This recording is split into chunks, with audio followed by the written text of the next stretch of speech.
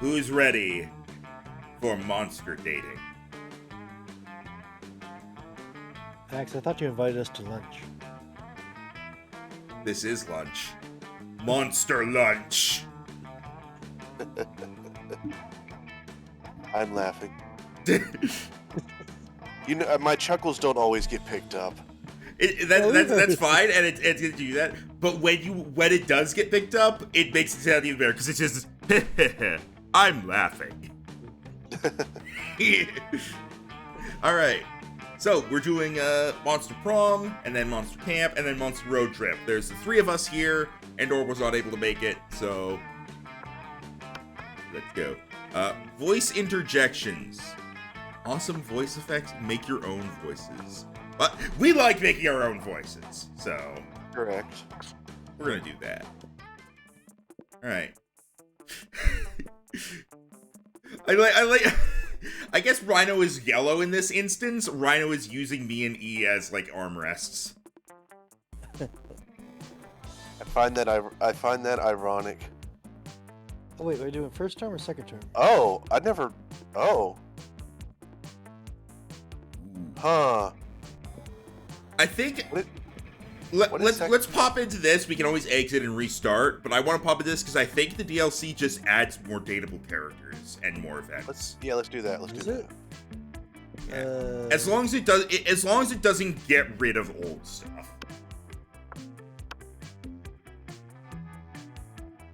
Rhino, it's you, the narrator. Oh boy, here we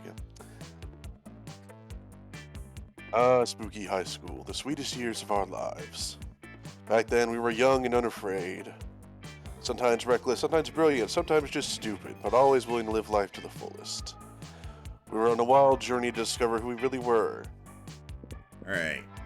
Max It's me. first. Once again, going Maxilia. And I'll go she for this. Rhino, I assume this is you.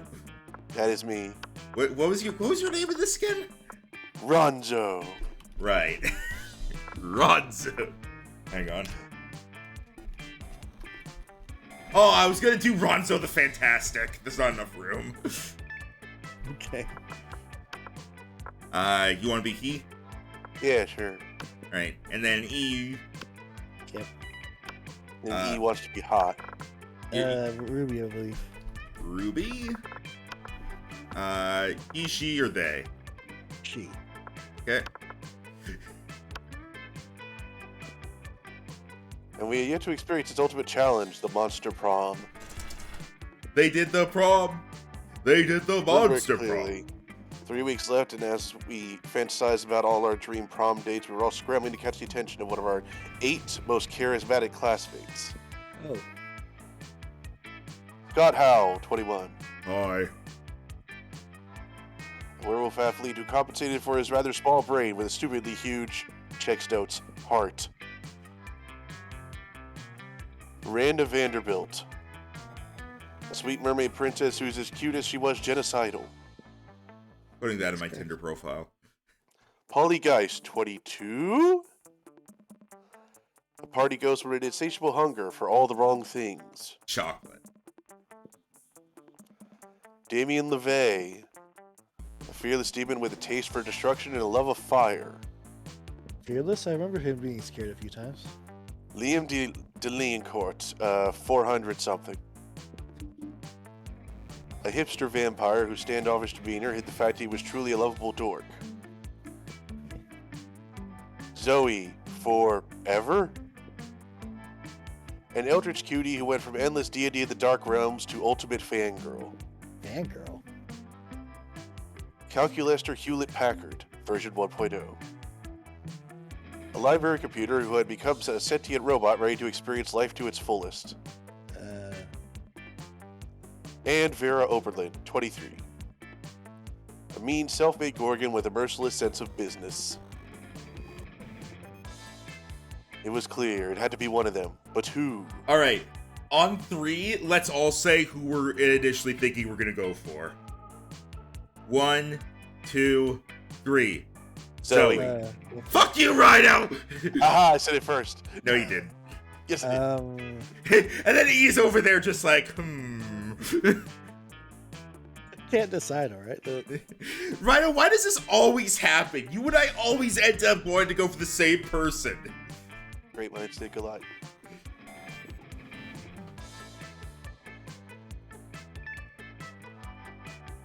We only had 3 weeks to choose our prom date, and even more daunting, we only had 3 weeks to woo them and conquer their hearts.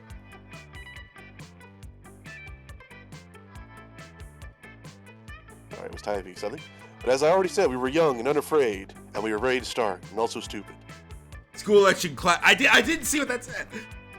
Welcome to Monster Prom's stupidest pop quiz ever! All minds are rotten, but they are rotten in so many different ways. Worry no more, we're now using our PhD in bullshit to diagnose which kind of deviant sicko you are. Monster Prom's stupidest pop quiz ever, Draymar will throw a bunch of absurd questions at you and turn your answers into your character's stats. This way, each of you will start by having stats that better reflect your true selves. Let's start. You're walking through the desert when you see a turtle on its back baking in the hot sun. But you're not helping. Why aren't you helping? Because the turtle owes me money, no time, too busy twerking, or because fuck turtles.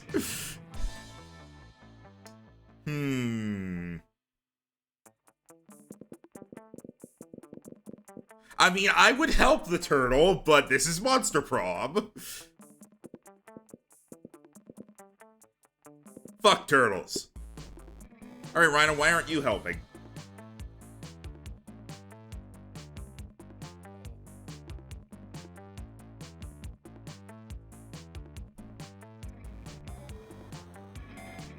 Rhino? Because that turtle owes me money. Alright. And Ruby, why aren't you helping? Fuck it, second option. Twerking. You wish you were raised by a really progressive marriage between a kick-ass venomous snake and actual fire. I love fire and I see no issue with being raised by it. A mysterious old man who saved me from the streets in order to raise me as a disciple in the ancient ways of rad DJing. Is that the guy in the upper left? Yeah, I think so. A pack of wild wolves who also happen to be tech moguls who own some of the most profitable companies of Silicon Valley. They would be kick-ass role models and wild wolves. Sick! Whoops. Hang on. You guys still see the screen? Yeah. Okay, good. So if I ever accidentally click out, then it's fine. Alright.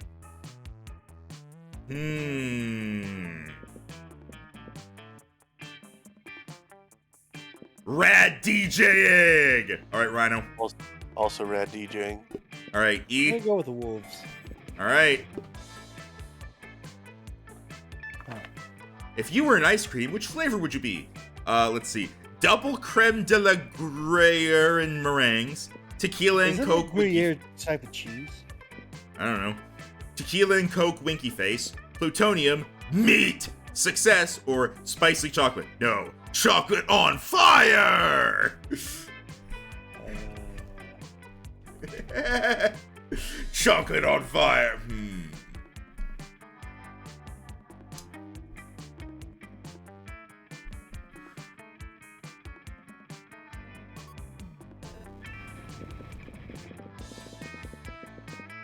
Okay, I'm pretty sure this one is the character-based one, so I think It is. Holly, Scott, Damien, Vera, Calculaster,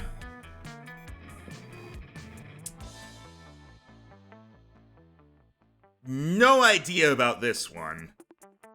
You don't think it's Mermaid Girl? I'm gonna look up what Grayer is real quick. It's cheese.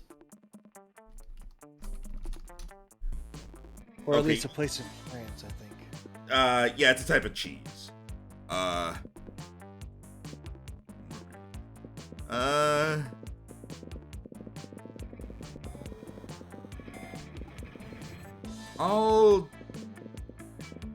I'll go for this one just because. All right, Rhino.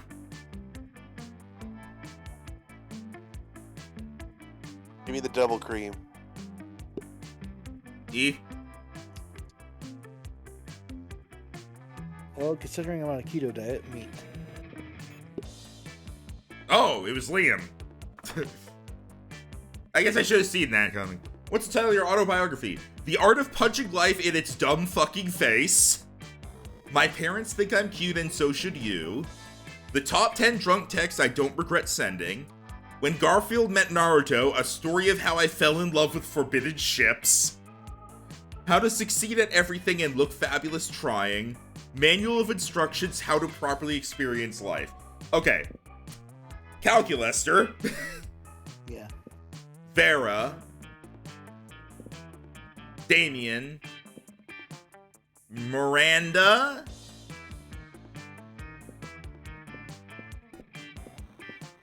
Just guess. Liam?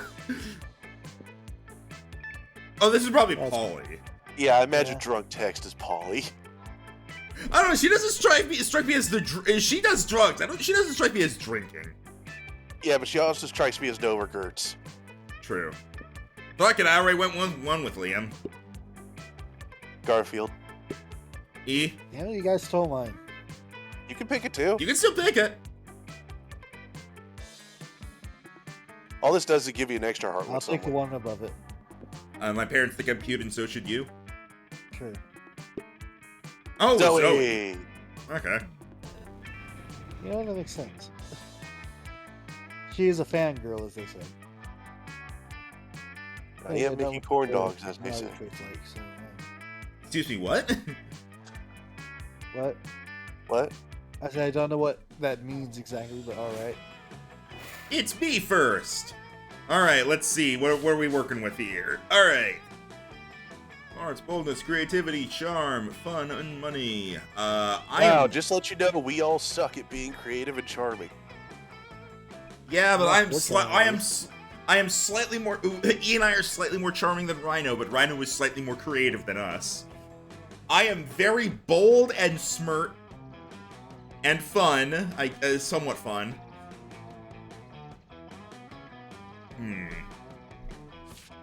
Anyways, you go. Which one's which? Okay, so that's money. Library is money. Auditorium is. I think that's not smart. That's creative. I think. Yeah. This is charm. I'm gonna try to get my charm up there. I will out charm you too. I will do it. Epic dog. Oh right, now you're the narrator. Today, an epic dodgeball match takes place. Sorry, buddy. Everything seems lost when you deliver an inspirational speech that fuels your team spirits, leading to a spectacular comeback. You are clearly a natural-born leader. +2. You notice Liam off by himself, happily drawing some steamy hot yaoi. Ugh. You head over to say hi, but Zoe beats you there. Okay. Who's Zoe? Let's see. Okay. If E takes Vera, then that means we have the original characters figured out, which leaves Calculester and Zoe. I think I already took Vera then. You're thinking Miranda. Sorry, I meant Miranda. Sorry. Okay. I'll take Calculester. The other two love interests, and then there's a whole bunch of side characters. I'll take Calculester. Since Rhino and I are both going for Zoe, E, how about you voice Zoe? Yeah. I didn't know if E also wanted Zoe. What? She looks cute, but at the same time, you guys are going for her. Bro code. E respects the bro code. Hey, Liam, what you doing? Is Strange Erotic Method? Can I join you?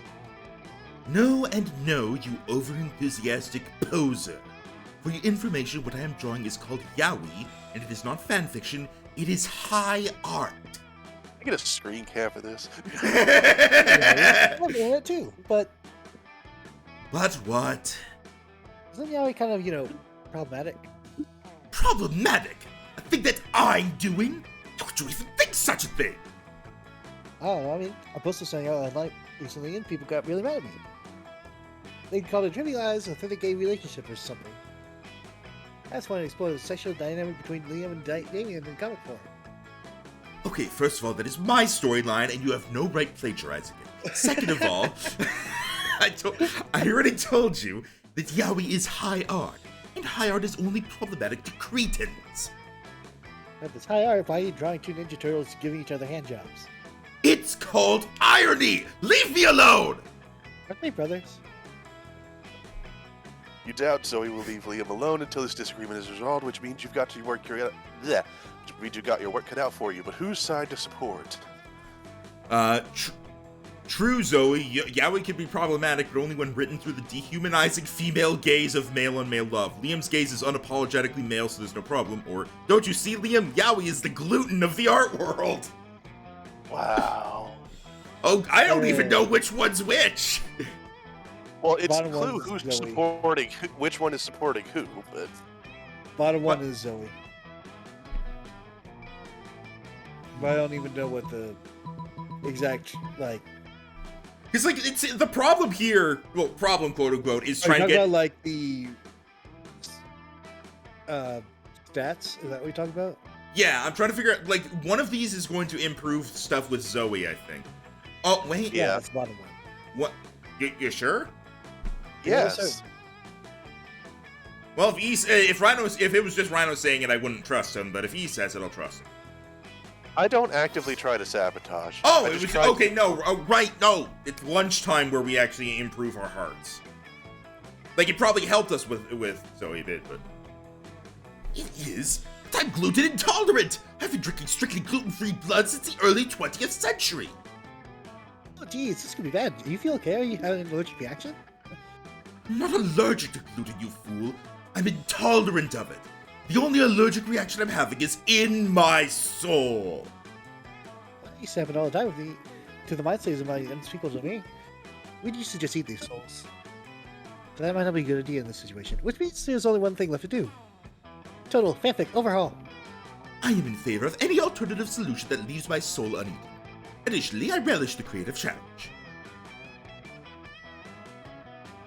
Liam and Zoe create a new kind of yaoi that is just attractive men having fully clothed conversations about the weather. Hey. It becomes wildly successful on the internet because no one can find anything to criticize about it.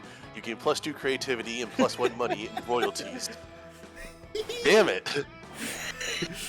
Send me to the auditorium. I need more creativity. Ow. All right. I'm a Dargan. That day while rehearsing for the class Oh, play, I as wanted to it's ask as though you used what as you themselves thought had it decided to give you a figurative blowjob. I'm sorry, Your what? performance is intense and inspiring. You'll be remembered for generations, which is pretty rad by high school play standards. +2 creativity. You're enjoying the sound of no ear-splitting shrieks filling the air when suddenly an ear-splitting shriek fills the air. Hi. Oh, Zoe. it's all E now. All E, every E. All E all the time. Do it your E face. I'm trying to figure out what Indorm's voice for her was. Because I can't do Zoe's voice. By the way, we should Princess. get on She's a posh princess. Do Look at her dress. the prince but female.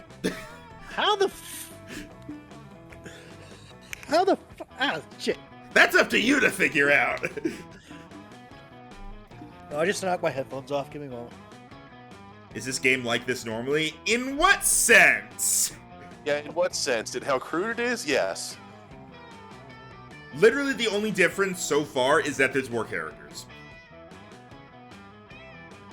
Let me see. And we're seeing new what is this situations. abominable nonsense? How dare you so much as think such filth, much as write it, much less put it on the internet?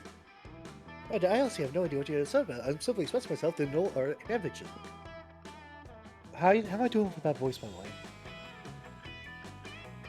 No, seriously, these voices, I don't know how they're going across. They're going fine so far.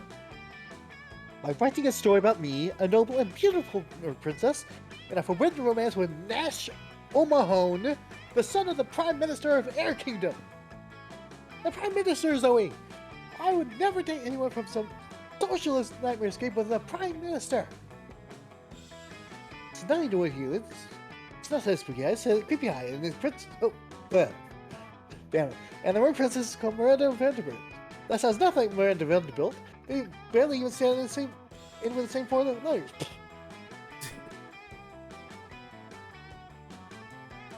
Don't you know the last 4 letters are the most magical important of all letters in monarchy culture?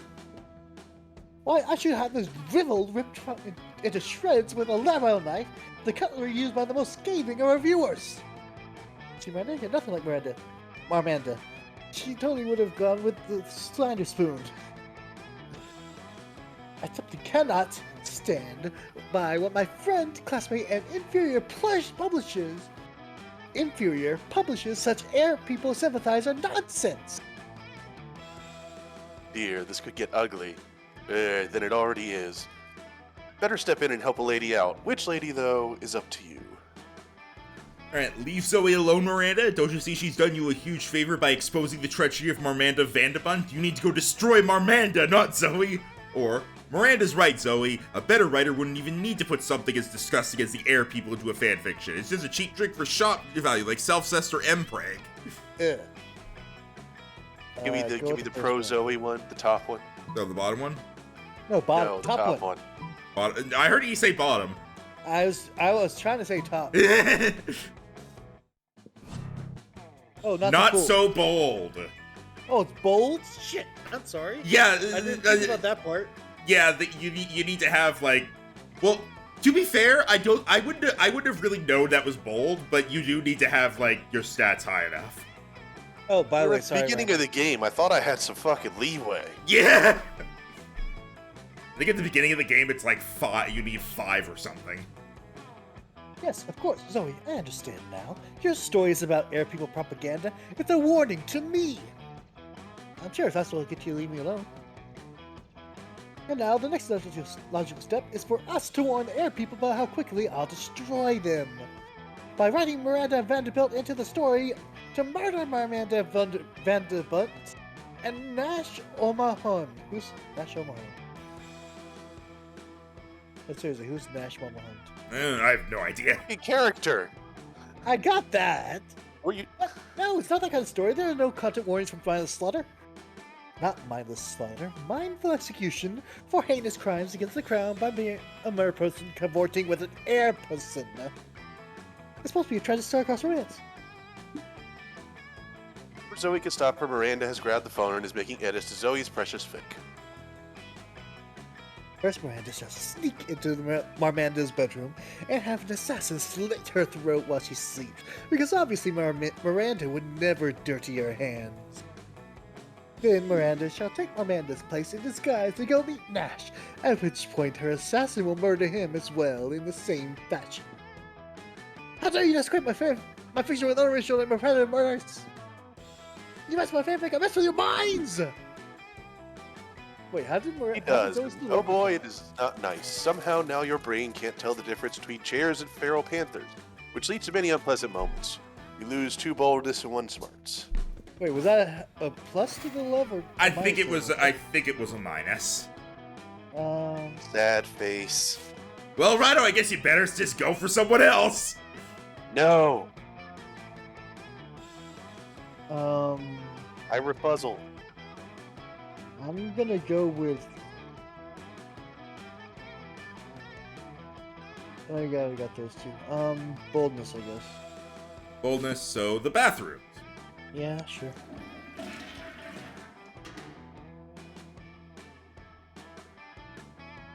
That day you skip class and just hang out in the bathrooms because you respect no authority. I guess some people just want to watch the world burn by skipping class and hanging out in the bathrooms. You give +0 shits, but you gain +2 boldness. Scott and Miranda seem to be arguing about something. Your sweet mediation skills are clearly needed. No, I know our football team is called the Spooky High Spooky Monsters Who Spook, or who also play sports. But who's our mascot? Our mascot? Oh, dang, you're right. We don't have one. Ooh, what about Misha the mermaid? Mermaids are monsters. No way. Too girly. Try this. Wally the werewolf. That's gotta be a werewolf. We're the monsters, not the werewolves. Yeah, well, we're not the mermaids either. He's got you there. Maybe the problem is the team name is trying to cover a huge, diverse group of people with a single label. No, coach is never wrong. You're just not thinking hard enough. Think. Is that smoke? Hey you! You look like a hard thinker. What mascot should we use for our team? You do have 9 smarts! Easy, we'll just genetically engineer a cross between every kind of monster at the school. Head of a werewolf, tail of a mermaid, hair of Medusa, angst of a vampire, we'll call it Abe the Abomination. Or, just find a regular human, dress him up in a business suit, and make him the CEO of a Fortune 500 company. Corporate greed, that's the real monster. Fuck me, I don't know which to go with. This is the first round. Probably anything that isn't creativity or charm. The top one seems like creativity, the bottom one seems like it's either smarts or money. I thought the top one was smarts. So, damn it. Granted, E, most of this is us guessing. Yeah. Fuck it, second one. Second one? Alright. Corporate greed. Damn, That was that's crazy. greed! Damn it, sorry. But if corporate greed is the real monster, what are we then? Aren't we real monsters? Are we regular people? Fake monsters? Vegetables? Fictional characters in a video game made for people to amuse themselves by trying to romance us? My thinking muscle is hurting. I think you just broke Scott. Congratulations. Damn it. Rhino. Thinking Scott is definitely not cool. This is why we can't have nice things. You lose 2 fun and 1 smarts. Let's trade places. Everybody choose an activity. Say your choice out loud to the rest of the players before clicking. Sleeping. Gaming. Baking. Because you guys took my others. Alright. Players decide based on how fast and aggressively you will be kicked out of an airplane for doing this activity during... Yeah, Max first. Yeah, First I think me first because the other 2 are things people do on airplanes anyway. Yeah, but they also have... So mine would be second because you honestly should not have your devices out while taking off. Yeah, but I feel like... Don't Yeah, do but that anymore. Huh? I thought they don't do that anymore. They I still think- do that. They still do it just to be safe. It's only like when taking off and landing, I think. I think it's specifically to avoid like interfering with their radio communications. It doesn't like mess with the airplane's controls. Either way, so me Rhino then? I guess.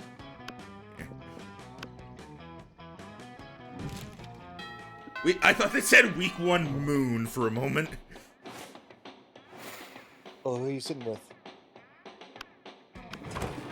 You sit down with Zoe. Oh, You sit down with Zoe and Scott, you fucker. Scott is eating his trademark pizza sandwich, which is just 3 slices of pizza on top of each other. Zoe has a notebook out and is taking notes. I want to try that. How do you get your food, Scott? Why do you want to know so bad? It's pretty normal. Oh, it can't be normal. Do research from Waves fanfic. Cry and havoc, let sleep. Let's slip the dogs of love. It's about a pack of werewolves going on the biggest hunt of their lives, but a hunt that will change them as hunters and also as wereppeople. They went looking for food, but what they found was personal growth and a new understanding of group sexual practices. Also food. So that's why I need to know. How do you hunt? Oh, well, normally I go to the cafeteria and I ask for pizza. That's it. What about hunting in a pack? Enjoying this spoil of feast together in a feast of blood and rage, destroying each other's bodies. Well, I guess sometimes me and my cousins order pizza at home, and then the pizza comes and then we eat the pizza.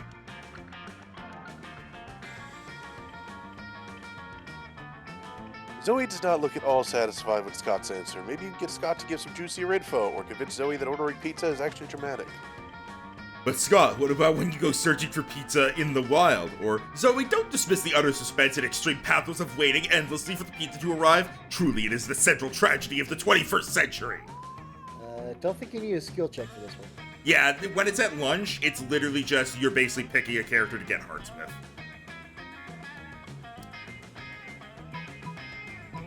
I think this one is for Zoe, because it gets her more info. Yes. Oh man, we did that one time and it was the worst. There was no cell phone service, so instead of calling for delivery, we had to transform into wolves and chase it down. And then when we got there, it wasn't even a pizza. It was 3 deer. And there wasn't any bread or cheese, so instead of bread, we used deer flesh. And instead of cheese, we used more deer flesh. And instead of pepperoni, we used... No, beef jerky! We're not animals! Well, I think you are, Sky. I think you are. Now, how did you all sleep in your little cave with the nude or newly covered? Looks like this conversation is finally going the way Zoe wanted it to. She shoots you an appreciative wink with one of the light-devouring voids that passes for her eyes. Aww. Alright, Ruby. Remember that this here is the store. Alright, I guess. Here? I guess. Alright. You find Liam artfully arranging his food while Miranda diligently sorts her silverware. Neither of them is eating, obviously. Have you found it yet? I'm trying, Liam, but finding the perfect silverware for your cafeteria food pick is an art, not a science. How hard can it be? It's just silverware. Just silverware? And I suppose the food in your food pick is just food? No, it's a metaphor for urban consumption in a postmodern industrialized mega society. Well, my silverware is a metaphor for... Silverware? Yes, is that not enough? It's more than enough. But can we hurry it along? The lighting is perfect right now and I don't want to lose it. You're a bit of a silverware aficionado yourself. Maybe you could speed up the selection process while simultaneously demonstrating your knowledge. Try the picture fork. It's a fork for taking pictures of, or nothing it conveys elegance and taste like a gloating spoon. So Well, definitely, shit, I don't know who's who. top is definitely Liam. I guess I'll go for the other one then. Nothing conveys elegance and taste like a gloating spoon. Sure.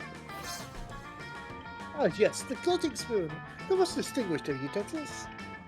What's a gloating spoon? Well, of course you wouldn't know about it. Rude. No, I wasn't being rude. Rudeness is simply the way one must introduce a gloating spoon. Oh, I'm sorry, I didn't know. Well, of course you didn't. You're not as cultured as I am. Such smug superiority. I am no match for this spoon. Made me laugh. Miranda produces the gloating spoon with much fanfare. It looks like a regular spoon to you, but then, what do you know, you peasant? There. You convince Miranda to spend some time with you after lunch, let me explain the spoon's finer points, even though spoons don't have points. Send me to the shop. I think this was Endor, so I'll just take her. Welcome to my little shop. Buy some shit. I have shit that will boost your stats, shit that will lead you to super new adventures, even some shit that might be much needed, some very specific moments. So take a look. Are you gonna buy the sheet again? Okay, let me see what you got. Sexy fake Latin accent. How to sexy. Some impractical yet kind of funny glasses. A fake badass tattoo. A blanket with 2 holes. A motivational poster. A Russian novel with an insightful approach to universal matters such as love and death. A PR agent. A corpse. The gift that keeps on giving. $0. And then these two are... The tattoo would increase my boldness, yeah? Do you think that? Yeah, I imagine so. This is probably... coolness. No, I think this is just Right, fun. I think this is fun. Yeah, it's Right. This is probably charm. Creativity. Yeah, I'm gonna try and get my stuff to at least 5 so I stop failing shit this first time. So I'm gonna try and get the bold item here and then go to charm on my next period so that way at least maybe I can stop fucking failing. Okay, so you want the fake badass tattoo? I think so, yeah. Alright. It has flames and a skull and even a knife. With this, you can murder your enemies, go to prison, make everyone your bitch, and then murder them too, and go to some kind of super prison. Street cred plus 9,000. Alright, let's do it. Yep, there you go. Boldness. Okay, good. Now I just need to go to charm class. Yeah, we'll see about that. Look, fuck off. You did it this morning. Everybody chooses something bad. Say your choice out loud to the rest of the players before clicking. Oh, Cucking another person's love interest.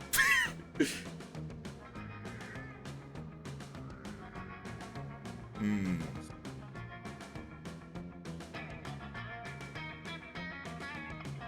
What did you say one yet, E? He did. Politics. I can't hear you. Politics. Oh, okay, just politics. Okay. Something bad. Something bad. I'm gonna go for the low-hanging fruit and say Mighty Number 9. Player orders decide based on how much our country needs a minister of blank. Start debating now. I'm definitely last. Okay. So do we need politics, war, or cucking? I think politics? Okay. So, I think E, Rhino, me. Does that seem good to everybody? All right. Yeah, sure, that'll do. As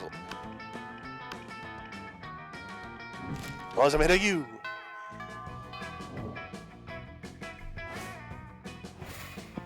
All right, E, where you want to go? What is there again? Everything There's right now. all that. Oh, if you go to the library, you get the shop instead of money. Bear that in mind. You get money instead of stats. Well, no. Right now, the shop is at the library. Oh, it is? Okay. Yeah. What makes you say that? Oh, yeah, no, I see. Now. Yeah, I was gonna say, Rhino, use your No, I was fucking- looking at the map. I wasn't looking on the left. Creativity, I guess. I need that now. Creativity. Okay, so that's the auditorium. Okay.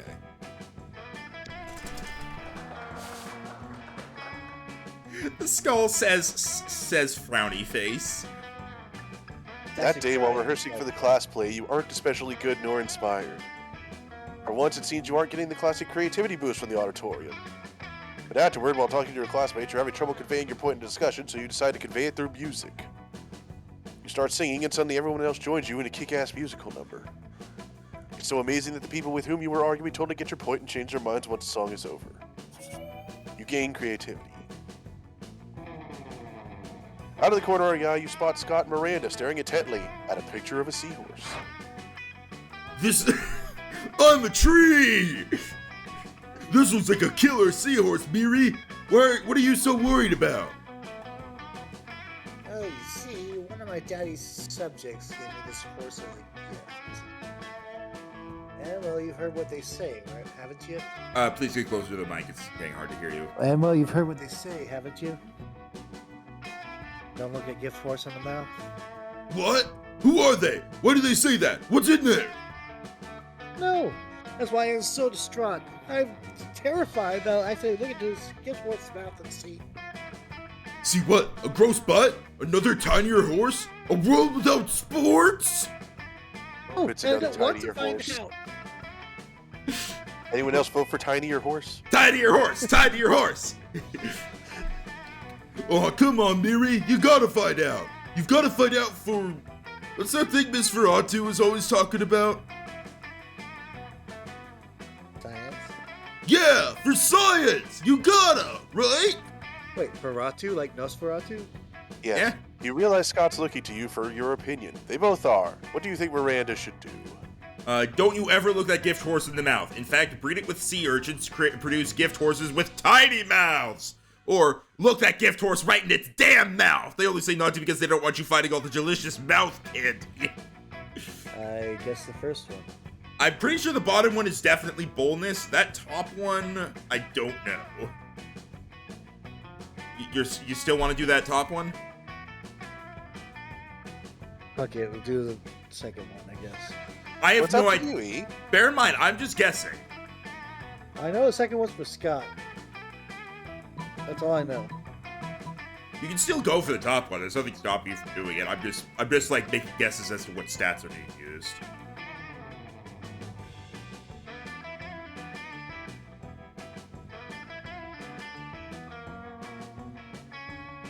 So do you want to go with top? Guys, flip a coin. I can't hear you. Flip a coin. E, Top one's heads. this game is full of heads or tails decisions. You have to find the coin within yourself. You have to find the coin that's inside the horse's mouth. The tinier horse is playing with it. Fine, fuck it. Second one. Second one? Alright. Yeah, sure. So bold. Doc claps his hands with glee and drags Miranda off so they can go look in her horse's mouth. The next day, you run into both of them, contentedly eating out of a wet paper bag. Hey, bro, want some mouth candy? Right about everything you said. This candy is marvelous. Please try some. I insist. Miranda holds it out to you. It doesn't look like candy. It looks like horse milk. You tell them you're not hungry, which they don't mind. More horse tonsils for them. +2 smarts, +1 boldness. 'Tis a gym. That day an epic dodgeball match takes place. But the match isn't as important as the human interactions within it. You're at your peak when you decide to go for the overkill and wink at one of your teammates. He's totally mesmerized. It's the most epic wink ever. Damn, you know how to win over people's hearts. You gain +2 charm. You're trying to focus on your own love life, but the sloppy makeout sounds coming from Violet and Tate are making it difficult. Who? Take them somewhere else. My snakes will never be able to digest their food if they have to watch this disgusting display. Yeah, I'm not a fanfiction who uses money for the hills. How am I supposed to write romance when the two of you are making it look so appealing? Oh no, it's an uwu voice. Rhino, it's you. You haven't voiced anyone yet. It's just because my characters conveniently haven't come up. Yeah, but this is you now. Can I do an uwu voice without destroying myself? In the soul. In the soul, no. Well. Sounds like somebody is a little bit jealous of our amazing, perfect, wonderful relationship. We're not bothering anyone. Coming out of fanfiction still not as many as every day with the pay and they budget heart eye emojis and stars also think they're Why is there a kimono emoji? Please come with the kimono emoji! You see, Zoe, this is why it's better to be a strong, independent nightmare creature. Terrifying woman. You don't know what you're talking about. Ronzo, you're always trying to romance your classmates in various unlikely ways. Shit, she knows too much. It's a couple versus a pair of people who don't understand the joys of being in a couple. Go on and be the tiebreaker. Well, if Zoe and Vera don't want to be in relationships, it's going to be hard to get them in a relationship with you. Time to convince one of them. Vera, historically the only reason why people married was tactical alliances and increasing the wealth of both families, so really marriages are a great way of solidifying and increasing power and material gain. Or, Zoe, when you're in a relationship, you can do silly couples costumes for Halloween, like peanut butter and jelly, or puberty and shame. Well, costumes. Alright, are you sure? It sounds fun, and I have fun. I was gonna say, it sounds creative to me, so are you sure? Yes. Alright. Okay. Oh my gosh, yes! This is exactly why I became a high school girl. What? Dude. Or Zoe is an eldritch abomination, merely taking the form of a high school girl at the moment. Do couples Halloween costumes? That's oddly specific. Yes! Dressing with 11 salt and pepper and key and locket, raises that air conditioner, ruins the doors, bolts the board and a water fountain. Wait, I'm sorry, what? Raisins and what? Okay, Raisins I'm and air just listening conditioners. whatever you see. Ooh, couples costume idea. Go as Violet X Tate, or Miranda X Damien, or Liam and Damien, Calculus or Scott, Calculus or Miranda. Now you're just listening to your classmates. Of course, if you can't cosplay as your own classmates, how the hell are you gonna cosplay anyone else? Can I get an amen? Amen. Of course, Zoe is a Boo Paul's Drag Race fan. Point is, you made her super happy. Maybe one day she'll cosplay the couple of Zoe X Ronzo, +2 creativity and +1 charm to you. And yeah, guess what? You're gonna have to cosplay as me. I said Zoe X Ronzo, not Zoe X. Who are you again? I took creativity. You want to go for charm or no? You got fun, I guess. I can do smarts, fun, or boldness. I could do fun to get that up a bit more. I could also go here to the shop, but Yeah.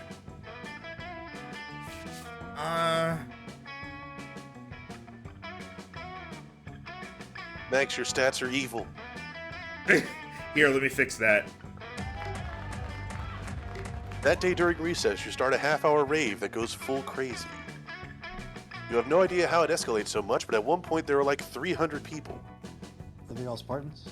Someone summons demons from a nightmare dimension. The consequences might distort the fabric of reality itself, but who cares? It's a rad party. Plus 2 fun. You were going to help Zoe with her math homework after, but you notice her surrounded by a crowd of sinister cloaked figures. She seems pissed about it. It's not bad. I don't want any dead goats at my school. Are these her fan club? I think this is her cult. Oh. Should I do this? No, hang on, I got this. I was going to do a snake voice. I was just gonna do this. Oh, we understand you perfectly, Lord Zagor. That'll do. This is a test. We must bring you even more dead goats to satisfy your dark hunger. So I'll say what I said. And I don't want to go by Zagor anymore. I'm Zoe, okay? Z-O-E. Can we check out the session act earlier? I can't stand to be around these jerks. Zoe brushes past you on her way out. The cultists stare at you with unconcealed awe. Well, okay, it's concealed by their terrifying masks, but still. Zagor addressed you by name, and you did not go mad with pleasure. It addressed you almost as if you were an equal. It passed within inches of your frail mortal frame, and what's more, it mentioned rain. Could it be that it was referring to the fabled storm of cerebrospinal fluid, which will one day come to quench our sanity? Brothers, sisters, bow down before Maxinia, for she is clearly the prophet of Zagor. Please, O prophet, guide our worship, for we have noticed of late that our Lord appears dissatisfied with our sacrifices. The blood of many goats once pleased Zagor, and yet now we do not understand what has changed. It's pretty obvious. Perhaps, given your special relationship with our incomprehensible master, you could suggest a new sort of sacrifice that would please it. Fuck it, you got nothing better to do. You decide to be a prophet for the day. You tell them what they should really be sacrificing. It's important to learn from your mistakes, so sacrifice another goat, but write "we're sorry" on the side, or sacrifice your own harmful prejudices. I'm not quite sure what to do in this relatively neutral situation. Creativity is gonna fuck me.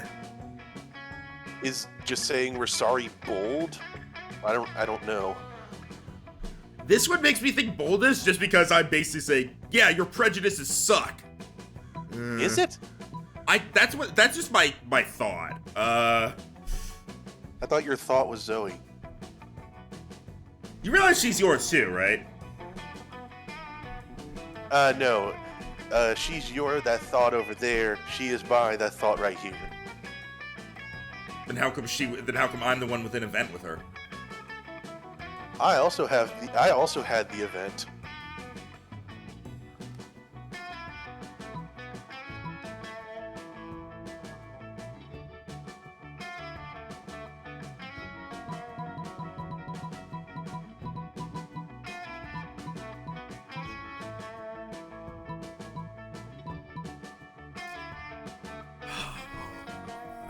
Which one's which?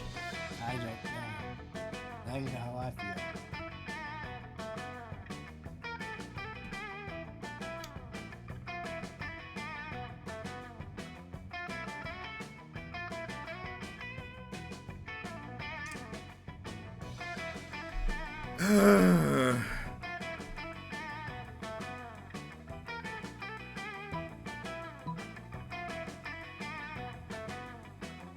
Oh, shit! Oh, that was good. My finger rested on the mouse button too much, but apparently that was the right choice. But Zagor has never demanded an apology before. Only blood and various other unspeakable fluids. You explain that you're eating a corn dog right now. Sorry, I'm eating a corn dog right now. Oh, that's fine. We have corn dogs underneath our masks. Oh. How? Where do you explain that a key element of a genuine apology is that you shouldn't have to demand it? Sir, I already finished my corn dog. Silence! Wisdom truly is subtle and deep, Maxilia. Very well. We must sacrifice a goat of apology. But tell us, where shall we find the goat rare and precious enough to bear our words of contrition? You tell them you have just a thing, the legendary and extremely sought after paper goat. By the jowls of the thought gulper! This is the most unusual goat we have ever seen! It seems to defy all rules of perspective and logic! It is actually just a greedy card with goat drawn on the front of it, but they don't need to know that. You open it up so they can print "We're sorry" on the inside in an exaggerated gothic script. I forgot my... Oh, these jerseys. Do not fret your awfulness! We have prepared for you an apology goat! Yes, when I say my goats, Josie, my... Oh, it's actually... Oh no! Sweet! Is that bad? No, it's good. It's a good time. There's more to an apology than just say we're sorry. We do not know. Please instruct us, for our minds are as empty as jars of peanut butter after all the peanut butter has been eaten. Oh, are you still mad at me for eating all the peanut butter? Quiet, Bill! To commit to behaving better in the future, like for one thing, stop calling me Unicorn and I'm Zoe. And no more goats. Please get close to the microphone. You keep getting away from it. I kind of tilt my head away to try and motor mouth my way through that. It's fine. Oh, we understand! The greatest sacrifice of all is to sacrifice the past! What once was now no longer will be! We shall embrace change and transmutation and dedicate ourselves anew to the cult of Zoe! Good enough. Not bad for a half hour's work. Maybe you are cut out for this whole cult leader thing, being +2 charm, +1 smart. Something happened to Damn it. Eve. Alright, what's going on? Uh-oh. You're kicking it underwater at Miranda's place. It's always a dicey situation, seeing as how dissidents are treated in her kingdom. But she's used her royal connections to procure the next season of Bobo the Angsty Zebra before it's even out on Wetflix, the premier Mer streaming service. So it's worth risking beheading. First of all, my kingdom would never sanction beheadings willy-nilly. In fact, I could have you beheaded for insinuating such a thing. Hang on, I got this.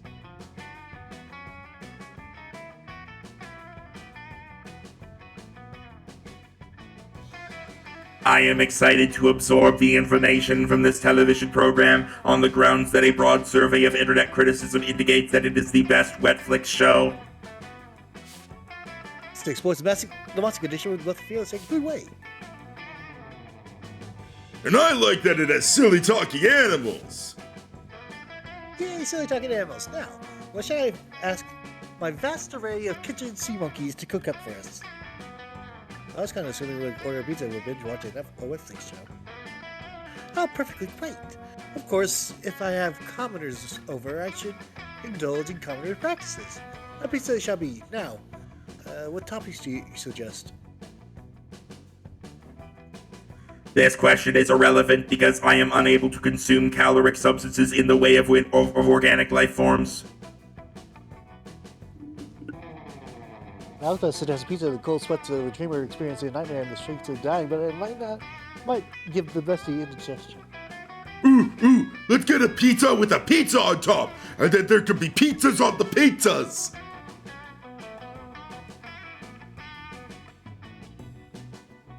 If I can't choose a topping, maybe I should just behead someone after all. Nope, you can think of the perfect topping by consulting one of your friends' Miranda's shell phone. Get it? And that friend is... Ronzo, a game changer when it comes to pizza toppings. He is the one who introduced cheese as a pizza topping. Before that, pizza used to be covered in yogurt. Or, Maxilia is so disruptive that she has been banned from the Ancient Academy of Pizza Topping by the Pizza Topping Masters due to her dangerously vanguardist ideas. Oh, great. Is this creativity? It's probably creativity. Don't choose me. Rounds of then I guess. All right. Okay, good, because my creativity is like 4. After a brief but incredibly informative and creative brainstorming session with Ronzo, you hang up the shell phone, redial, and order a pizza. It arrives not too long later, and everyone is delighted to take a bite of the pizza and discover... Ooh, pineapple in good grades! I admit I do not usually enjoy a dish so common and vulgar as pineapple on pizza, but it does pair well with academic excellence. It's funny because Tasty of Genius is quite reminiscent of the Tasty of Insanity. Yeah, don't go with pineapple. Shit. I stumbled over pineapple because pineapple does not go on pizza. I do not possess taste buds, but I am enjoying my friends' enjoyment of their sustenance. So are you, all thanks to Ronzo. And you for choosing him. Those good grades get you +2 smarts, and the whole pizza situation is automatic +1 fun, of course. Okay. Everybody chooses a historical figure. Say your choice out loud to the rest of the players before clicking. Ooh, Leonardo da Vinci. Stan Lee. Marie Antoinette? Picture this. 5 years ago, this historical figure time traveled to our times, and now they live in the present time. Player orders decide based on how likely you would buy a gossip magazine that contains hot info on how the historical figure is now in a relationship with Leonardo DiCaprio. Mine should be first because they have such similar names. I'm gonna be honest, Rhino. Stan Lee isn't that historical in the sense that he's not. Random. In the sense that he's not that ancient.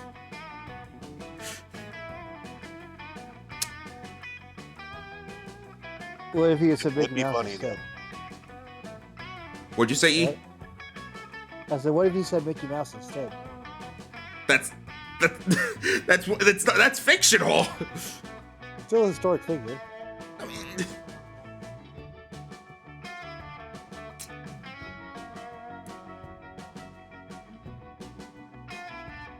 So you can't argue it. do I want to just hit random on this? For you. I'm staying out of it. Because I would put myself first because Leonardo DiCaprio and Leonardo da Vinci, like that just sells itself. Why not Marie Antoinette? I mean, Marie Antoinette would be interesting, but like I would personally say it me Rhino because Stan Lee is really not that ancient. In fact, I'm pretty sure 5 years ago he was still alive. Well, I think it would be funny because he would just naturally be alive slightly longer. That's not funny. That's more heartwarming. Well, you know, I'm a wholesome person. Let's Why go random. invented cheese? Let's go random. And it's the order I voted for anyway. How?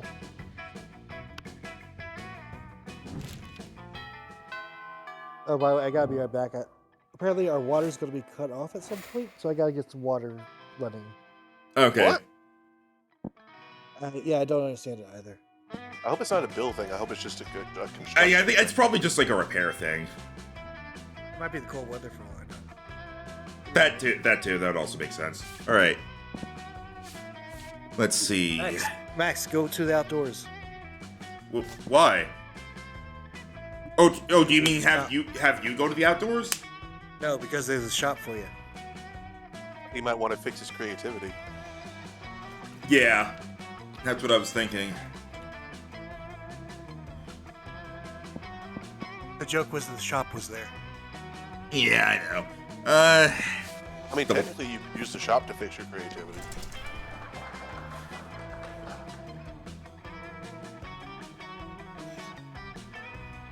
Rhino. Alright, corn dog. But the cult's gone, Rhino.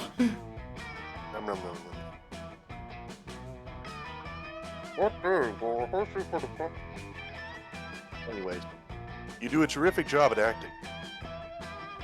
You act so hard that some of your classmates in the audience throw roses at you. 7 roses to be exact. Damn, roses aren't a valid currency or stat in this game. Anyways, you check your converter app to see if this could translate into something a bit more useful. Seems 7 roses equals 2 creativity points. Sweet, you gain +2 creativity.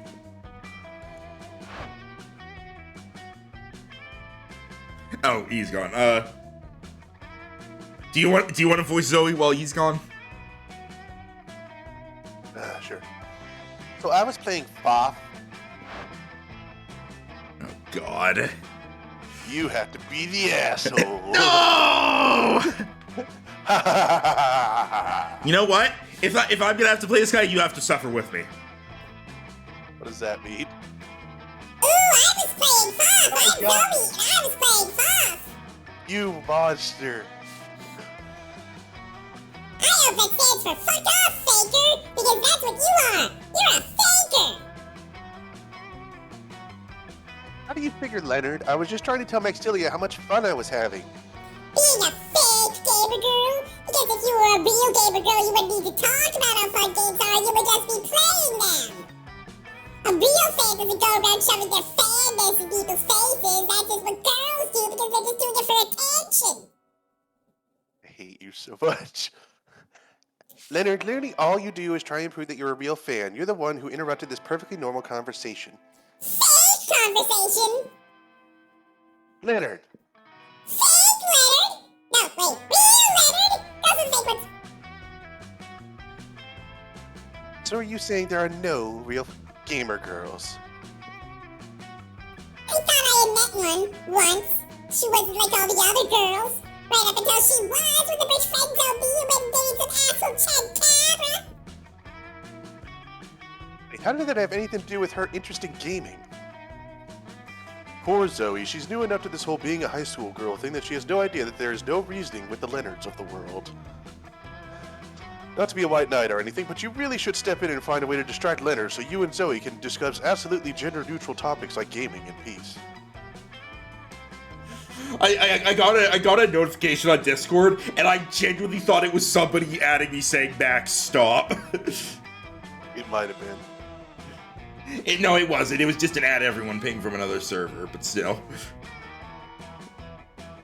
Distract Leonard by finally creating the perfect real gamer girl profile on Twitter, or tell Leonard that you heard someone say there's no wrong way to play video games.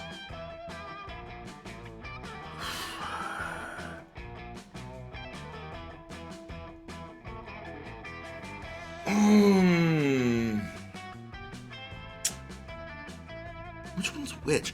That top one seems like it could be smart, but this thing throws us around a lot. Yeah, I even found a guide online where it's like, if it's this and this and this, it's probably this. But sometimes things aren't. And listed an example, in which case it was completely reversed. I feel like it's fairly safe to say neither of these are money. Yeah, money I feel is the one that just pops up out of nowhere. Yeah, but I don't think either of these are money. I did fine with a 6 on charm last time, so I think a 7 would be fine, and that's my lowest score besides money. So maybe either of them would be fine.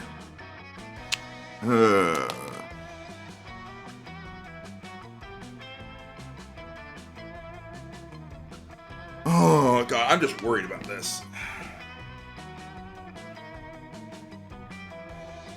You like my opinion? What was your opinion, sorry? I think the bottom one is charm.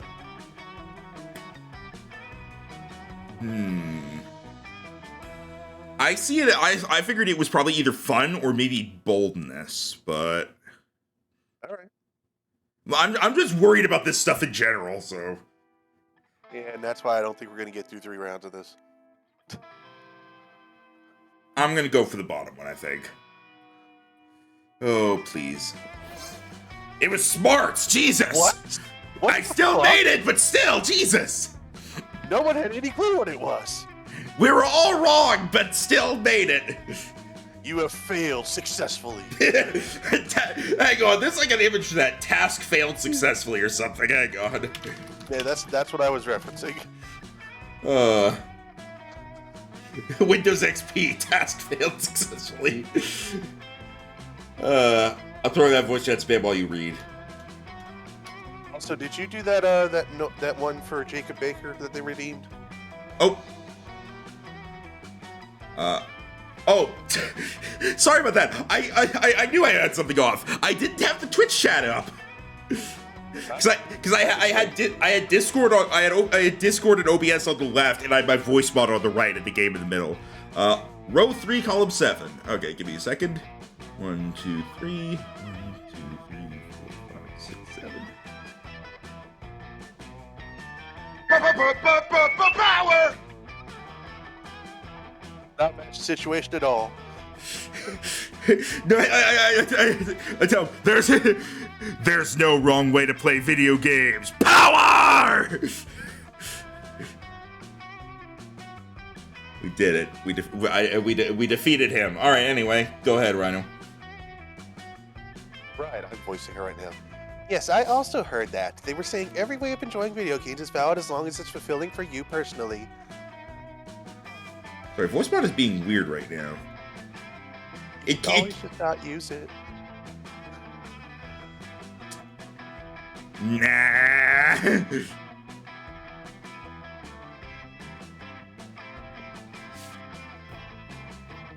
What?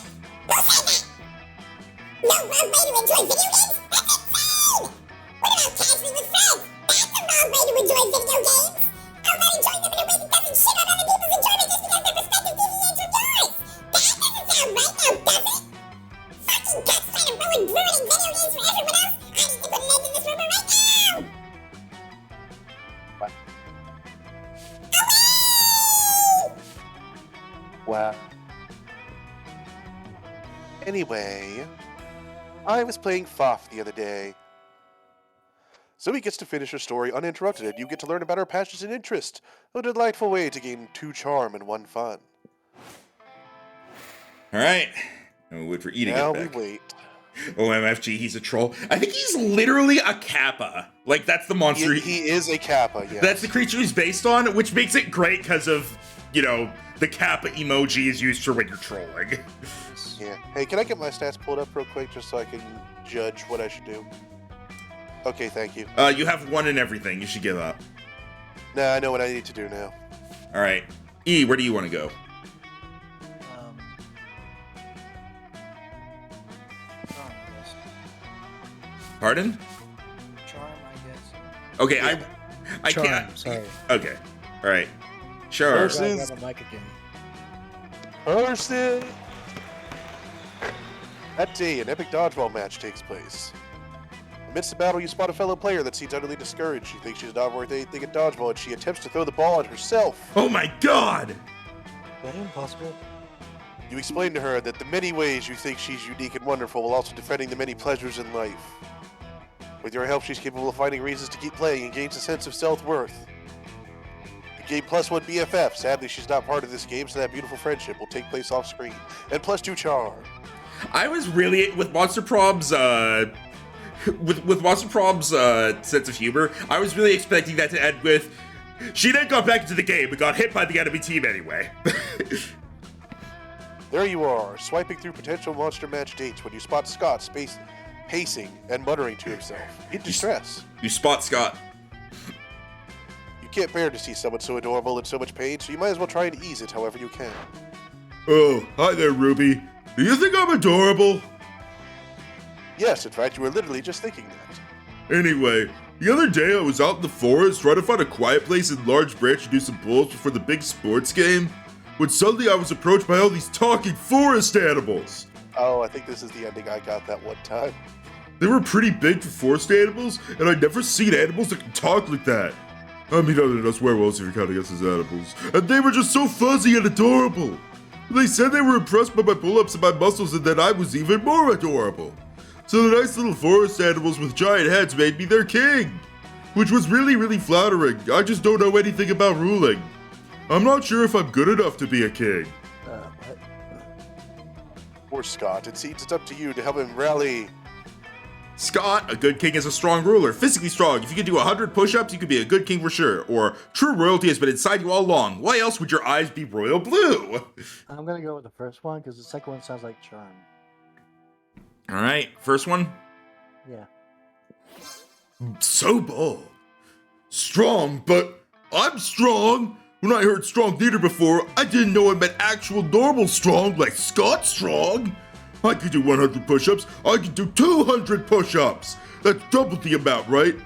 Does that mean I could be a double king? What could that even mean? Does that mean I get super king powers like flying and mind control? I mean, you kind of get the second one. You're not even sure what the logical foundation for that guess was. Or even better, I may get a tiny crown on top of my regular size crown. What a luxury! That is what the Pope gets.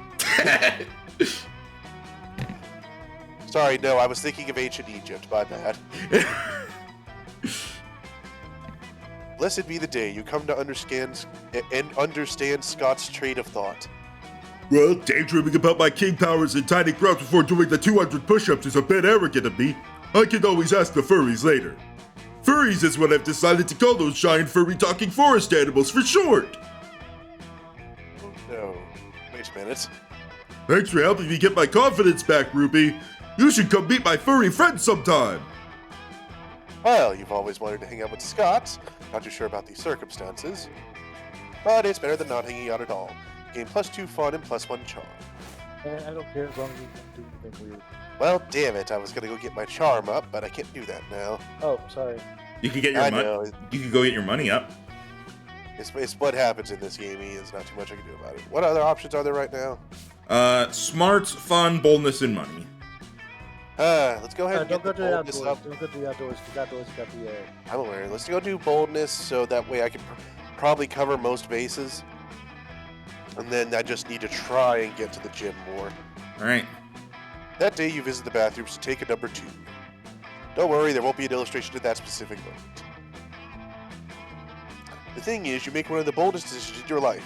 You don't put paper on the toilet seat before using it. Look at you, you crazy bastard. You gain +2 boldness and probably 1 staphylococcus with the slight chance of +1 STD. Aren't you a zombie? Zoe is catching up to you on the latest development on Pirate! Ronzo, Pirate exclamation point Ronzo, in her spooky high seas fanfic when suddenly a portal opens up. Oh, it's your time! Son of a bitch!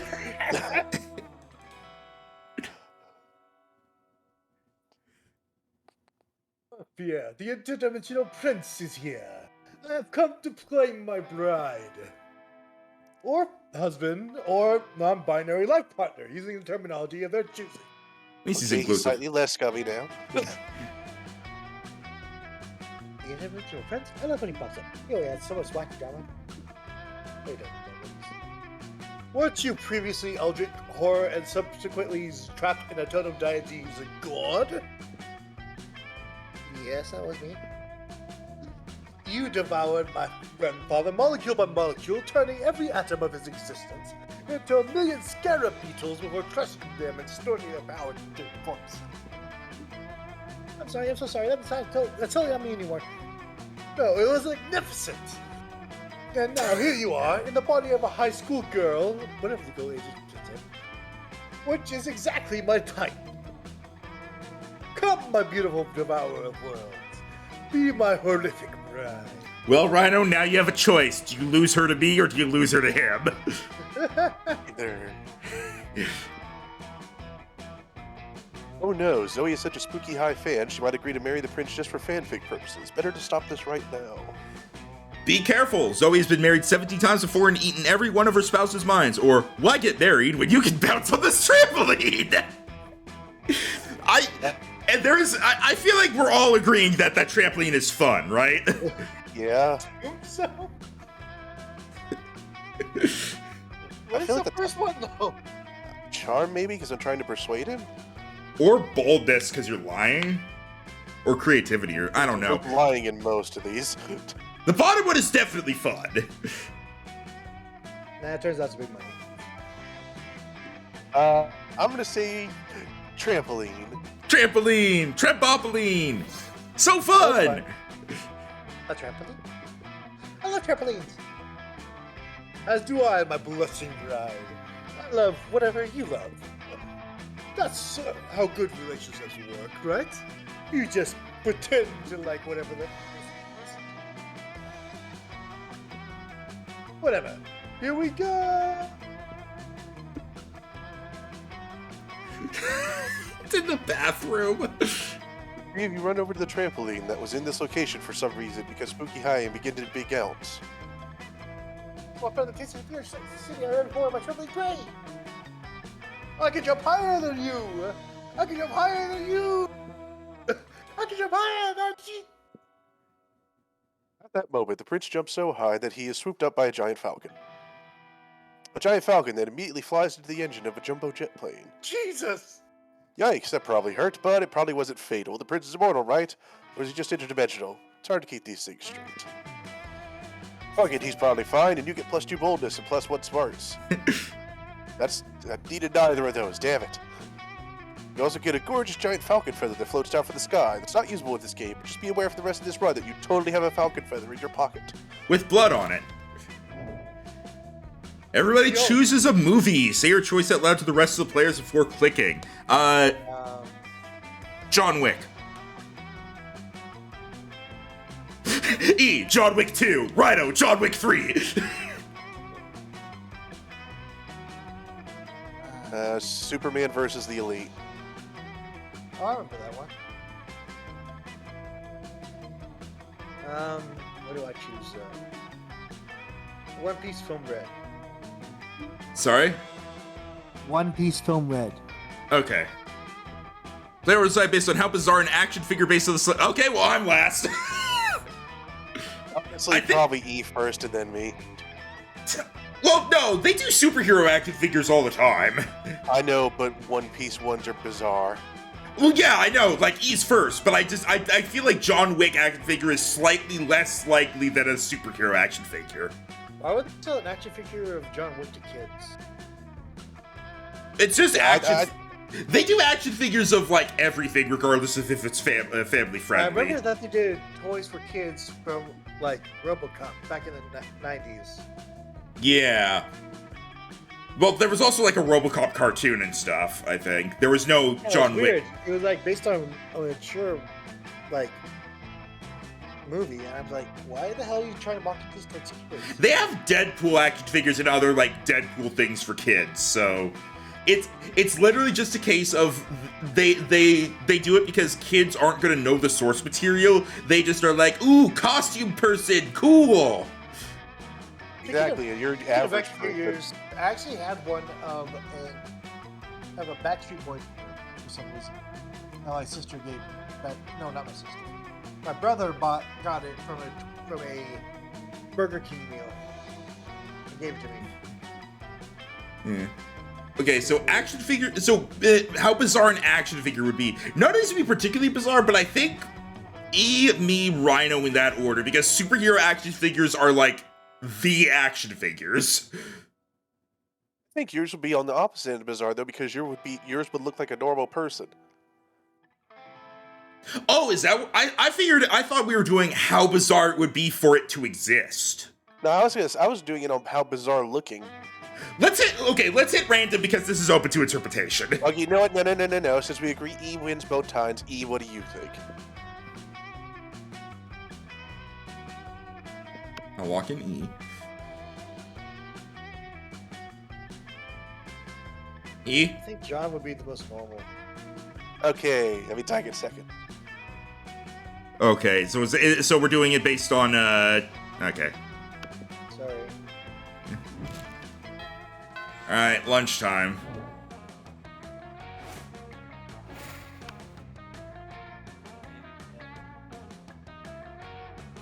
Well, I'm not going to take Zoe in case either of you want her. So Oh, you want to sit with Zoe? I'm not. I'm going to take bottom left, I guess. Zoe? No, bottom left. Why would I just... I mean, you're in the bottom left chair of this table. Max? I know. Okay, so this one? Sure. Rhino, you finally get to voice a character! No, you guys got it. I'm good. I'm the narrator. As usual, Miranda sits before an immaculate array of carefully arranged silverware. Damien, predictably, is examining her biggest knife. So, this is the one for killing people, right? Heavens no. This is a butter dagger. It would be unseemly to use it on meat. So what then? Am I supposed to use the scrawny-looking knife to kill a dude? No. if you simply must kill someone mid-meal, it is customary to use a fish knife. This is merfolk court silverware, after all. That tiny thing, I might as well wait for my victim to die of old age.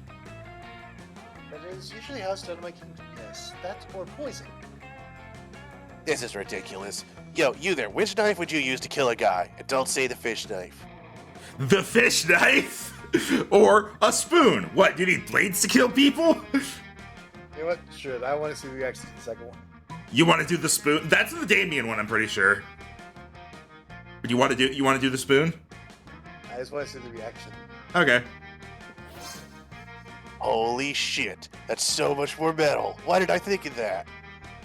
I guess when the only tool you have is a knife, every problem's like a problem you should stab with a knife. Thank you for opening my eyes to the world of silverware-related murder. Which spoon? This is very important. Do you use a teaspoon, a dessert spoon, or perhaps a caviar spoon? No, none of those are appropriate. What about this spoon here, the one with the jagged edges on it? Oh, you mean the murder spoon? Of course not. That's for hard-boiled eggs. What the fuck? I thought she was just gonna say, oh, the spork? But no, that's too simple for Monster Prom. Damien nods thoughtfully, but pockets the spoon when Miranda's not looking. Looks like the school's about to get a lot messy. Zoe.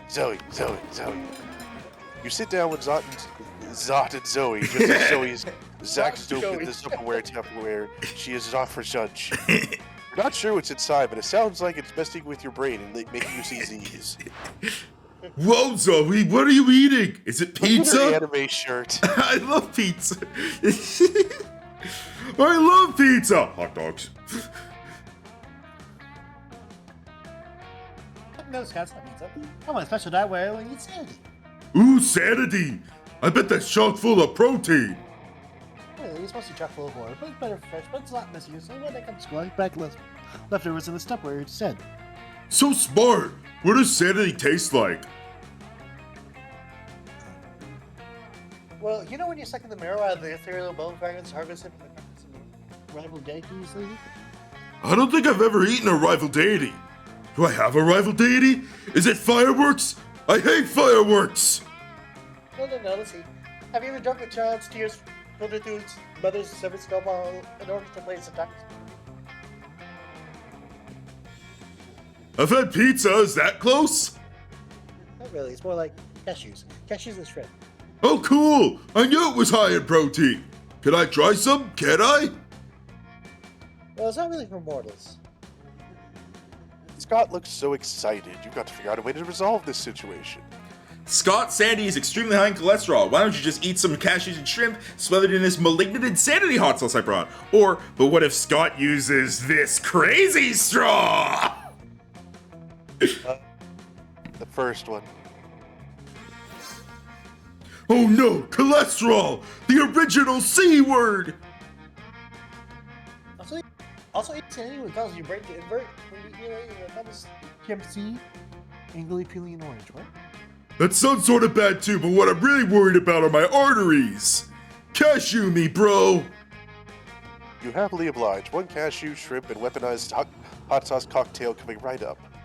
Oh wow, this food looks like a tiny crime scene! Down the hatch! That's not are you sure you want your more mouth can... My mouth exploded! It caught on fire and exploded! No more mouth for Scott! Listen, I still see off your... But I can't see my mouth! And whose mouth is it supposed to be? Mine! So if I can't see it, it's not real! Okay, dude. Sorry, can't talk! My mouth exploded, so I don't have a mouth anymore! Scott sits quietly for the rest of the lunch period, growing progressively redder and sweatier while you enjoy a nice time with Zoe. Nice. Shop. I kind of expect her to say, maybe you can handle sanity. All right, let's see. More stuff is available. Okay, I can't get that shit. Let's see. Can't afford the drugs. Well, there's a gift that keeps on giving. Do you want it?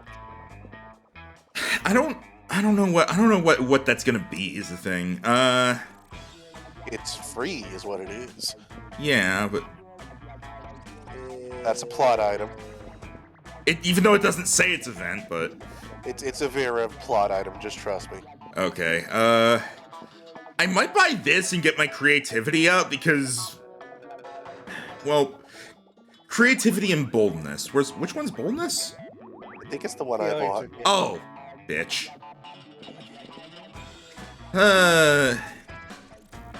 You know, you could have sat with the people at the middle table and gotten a stat up. I forgot. I thought that was just gonna be. When it's randos, you get stats. Right. Okay, that's fun. Which one can you buy that gives you money? That's more charm, which I don't really need. That's creativity.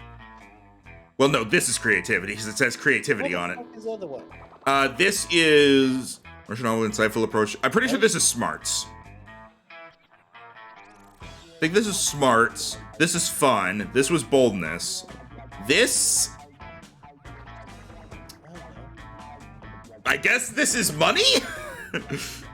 Don't actually know. I'm gonna go for getting my creativity up.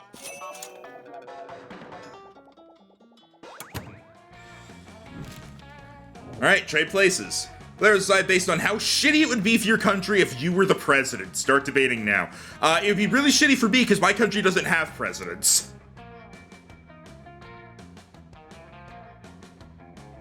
So that would mean we really fucked up. He's got a decent point, man. So that would mean you really fucked up. So, I'm first. Now, who would be the worst president of you two?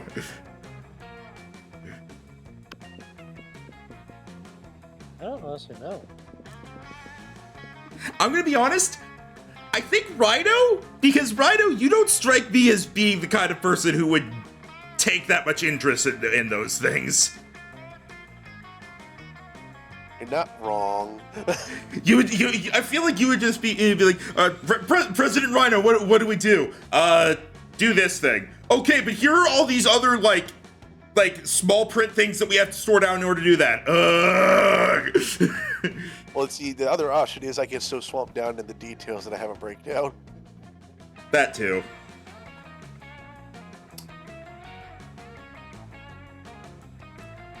You better believe I'm putting a lot of the budget into people that know what they're doing. If I get paid, I'm probably going to be using it for like games and commissions. I mean, you do get paid as president, but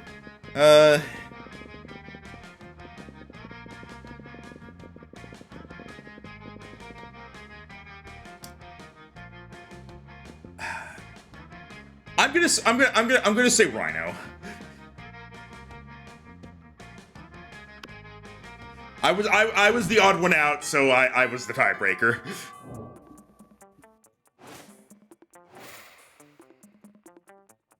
All right. Don't go to the bathrooms. Just look how little money you have. Yeah. I can't go to the bathroom. I can't become bolder. So that's, god damn it. That's a pain in the ass. I could get money, but there's no way I'm going to end up getting enough money to make up for what I spent. Like, there's no... You each time. Yeah, but I would have to go to the library all three times just in order to get... I would have to go to the library all 3 times just in order to get my money up to a level where I could potentially pass the questions. Yeah, but if you go twice to go get money, then you can afford another 5-point boost item. It's true.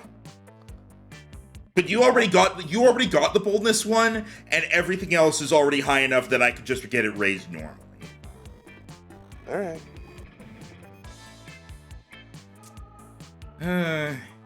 So, party?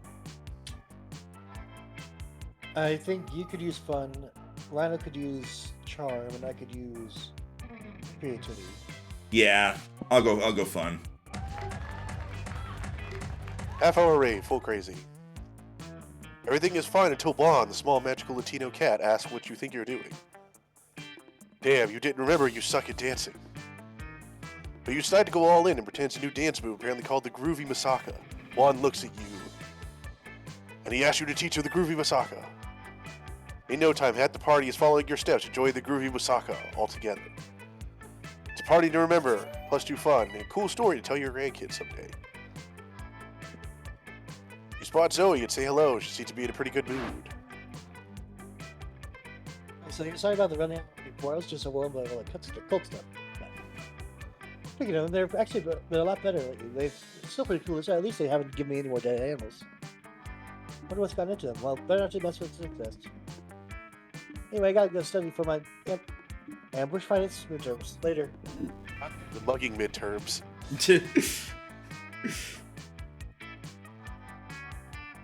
Alright. As Zoe leaves, you notice her cult is peeking around a corner, and when she's gone, they sheepishly approach you. Hey, Maxilia! Praise be to you for your unholy wisdom and stuff. We were just wondering, did Zoe say anything about us? Does she like all the dead goats we're not giving her? Are we using the right pronouns? We all love her so much, and we want to make sure she's happy, or unhappy, or ruthlessly insane as she can possibly be. I love her the most at all. No, you don't, Dave. Who said that? Whoever you are, you can't possibly love her more than I do. I'm the one standing at the front. I was standing at the front last time. We all look the same because we're all wearing masks. Silence! You can't silence me. You're not my Grandmaster. Well, someone is, right? I mean, we have a Grandmaster, don't we? What kind of cult would we be if we did without a Grandmaster? We don't, do we? Well, that won't do. Please, Maxilia, grace us with your wisdom. How shall we choose our Grandmaster? You need to learn to think like your mistress. Become a high school student for a day and the answer will be obvious to you. Or the title of Grandmaster should go to whoever can compose the best theme song to sing to Zoe every morning as if it's a new episode of her life. Ooh. These. I don't know what. This sounds like smarts. Pretty sure you're gonna pass whichever one it is. Unless it's boldness. Or money. Neither of these are money. I think maybe this one, because I feel like this is less likely to be boldness, and at this point, that's the only thing I'm worried about. So creative! A theme song! But we have only ever uttered guttural chants which twist the fibers of the mind! What if this is what our mistress commands? It must be done! Let the brainstorming begin! Cultists all split up to compose the best theme songs they possibly can. Some write feverishly on notepads, others sing quietly to themselves. One of them just does a bunch of squats for some reason. Finally, they reassemble to deliver their results. Well, we're gonna do squats. Okay, we were going to do this as a contest. But most of us just came up with discordant chanting. One of us blatantly copied a burrito ad jingle, but one of us spent the whole time doing squats, and now her legs are tired. So tired! Anyway, I'm the only one who actually wrote a song, so I guess I'm the Grandmaster now. Yeah, have a listen. We are the cult of Zoe. See what they did here? We always sing her praise. And if you think we can't, we'll torture you for days. I think you're enjoying this spin Are on you it. serious? I am at a very odd spot here. I feel like Yes, I feel like I'm being stabbed while eating pizza. That's why the people love this play. They believe in Zoe, or else they get slain and eaten.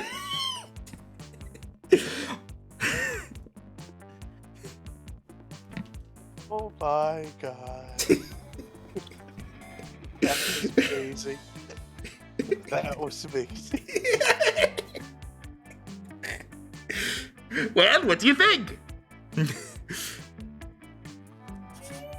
Not really a theme song for Zoe per se, but you think she'll probably get a kick out of it anyway. +2 fun, +1 boldness. At least I got a little boldness. To the gym.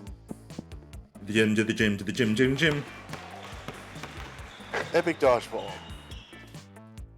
Intense that you decide to raise the stakes. Any part of your charm against the team leader's charm. Commitment amazes the team. Spirit is fueled by determination.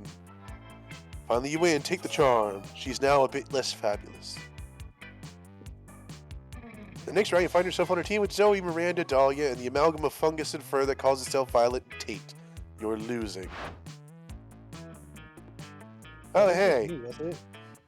Stop all these dodgeballs with my face.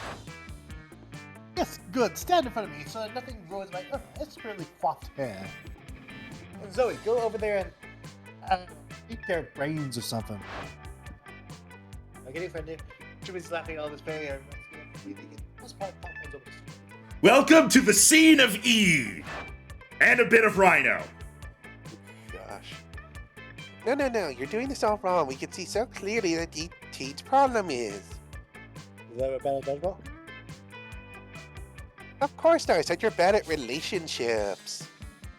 It's kind of turning slightly Polly, and I swear she has not showed up this whole run. Every time I see this character, though, I keep thinking it's just Polly in disguise, because it's the same color.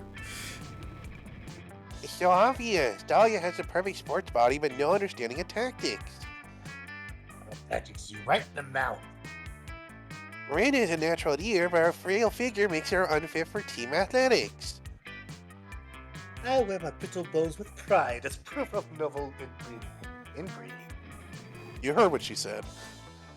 But if they were to fuse into a single being, they would become unstoppable. You know, you got a point. Princess Muscles, will you join your brawn with my brains?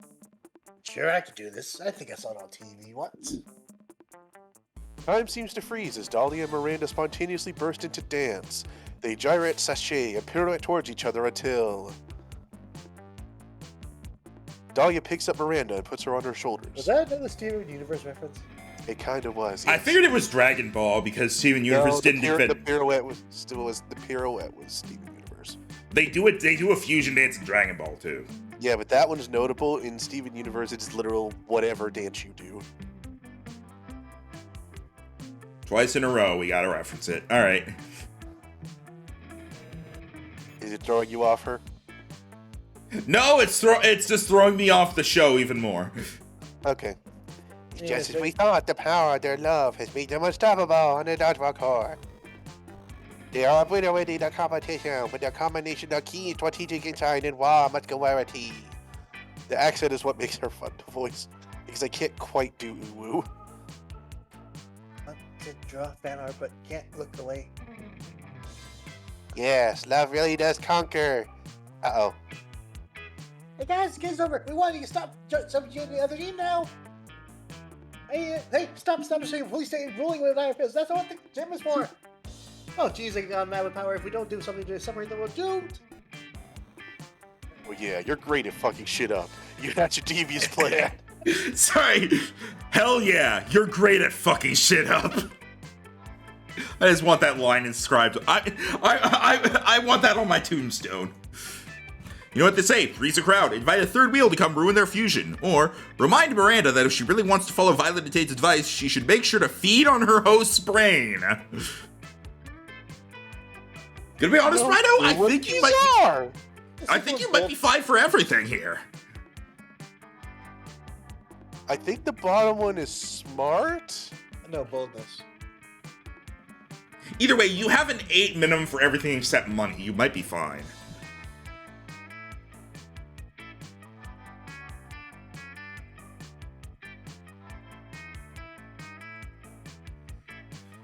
The bottom one? Alright. So smart, okay. Yes, I knew it. What did she say? I must feast upon my host's delicious brain. We go even more powerful. Hey, it's always right for me. And me, and Tate too.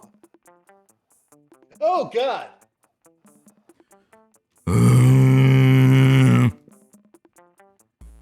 Tate's face twitches in a momentary grimace, but calms again as he raises a slow, painful thumbs up.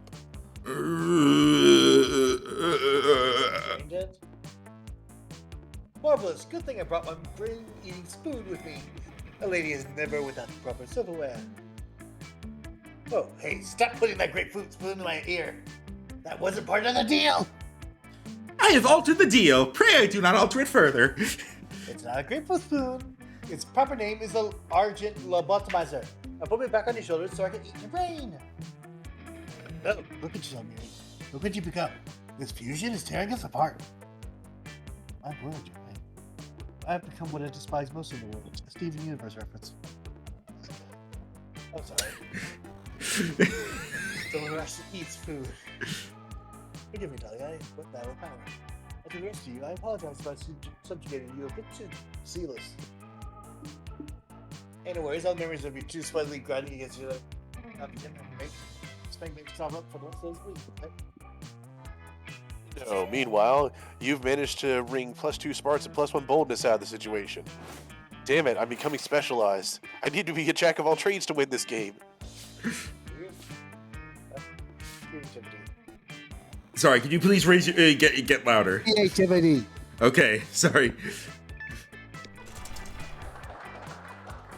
Hey, you are struck by lightning of inspiration. You come up with the ultimate nickname for yourself. You tell everyone to call you by it, also known as one of the 7 most douchebaggish moves in the world. The nickname is so awesome, inventive, and appropriate that people decide to go with it. Quite the feat. Creativity. We, the devs, dare you to actually come up with a nickname for yourself and ask the other players to call you by that name until the end of this run. Aren't you already calling me by a nickname? It's true, we do. Moving on. What are you talking about, F? Maxwell smack you. That's By the way, you send my hand through a portal to Canada to smack you. You're practicing your very best monster mash when you hear the sounds of an argument, which is so strange in these sacred hallowed halls of education. Law JK, can you imagine? Ruby! They made me their king, and they deserve the bestest of most wonderful king there ever was! And I'm gonna work as hard as I can to be that king, no matter what it takes! God, you realize they're not cute little baby animals in need of a king, right? They're furries. I know they're furry, Vera! I'm the one who told you that! No, Scott, they're furries. It's a kink. Yes, Vera, there are many kinks in my plan. That's why I need to work them out to be the best ruler. Forget it. Excuse me, did you need help? Say you need help being a good ruler? I know all about that. They baited you in by thinking Vera was actually going to appear in this game, and then they pulled the old switcheroo. Being a king is easy, as Daddy always says. Only live peasants can stage a rebellion. Oh, Miranda, I'm not really sure. Fear is your most important weapon. Your second most important weapon is actual weapons. Torture soup, spoons, razor, tea, cups, a knife on fire. You know, the usual. I don't know, Miranda.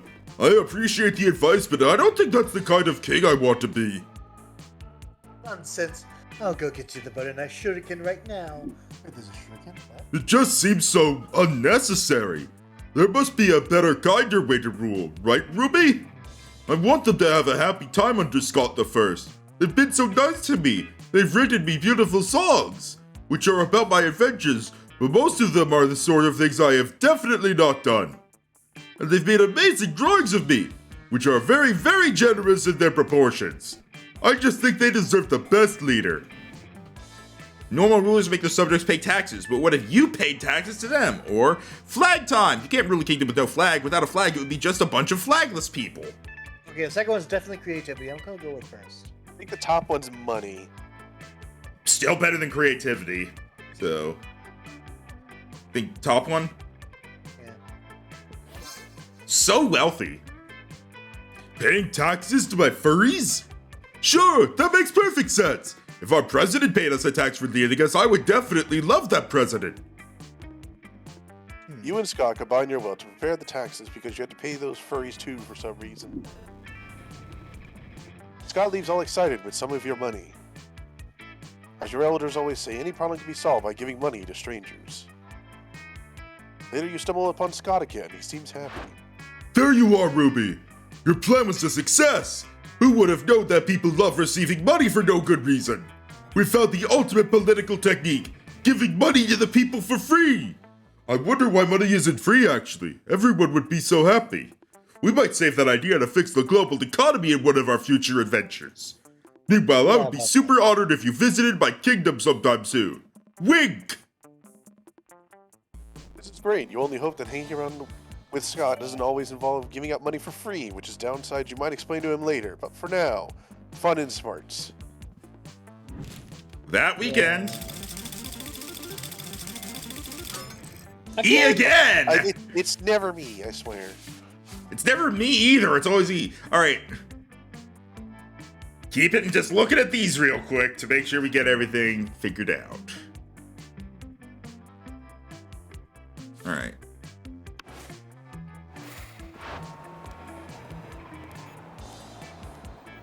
Oh my god, is it gonna be what I think it is? It's worthy of situations. You see, if I've been able to cut something off of my regular high school monster, my LGIT bucket list.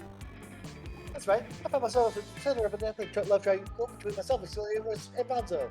Max, we're doomed. She knows. Such strong, generic feelings for both of them. It's been a lot of fun, but I do need to start thinking of a main love interest for myself. Start honing it. Oops. Well, it feels for two people requires twice the time combining and regularly start to cut into the time out fan art and stuff. It definitely feels nice to be in steam love triangles. This is just being the heroine of my own fanfic, but sure there are other ways to be a fanfic with only one love. So what do you think? Which one of my suitors is a fic-worthy lover? Maxilia is for some reason very popular among Swedish fanfic writers and is actually the hero of around 477 works of fanfic. Just go to AO4 and search Maxilia. You'll be pleasantly surprised. Or, I have the strong belief that Ronzo is secretly a centaur. Okay, so peek behind the curtain here. I literally think you're giving one of us points with her. So I'm not going to say anything and just leave that to you. I will think the word please very hard, though. Same.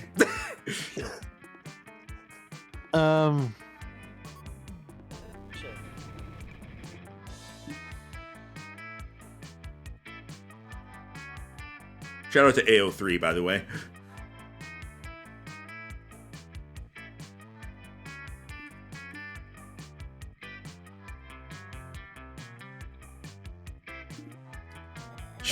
She's gonna keep staring into your soul until you decide.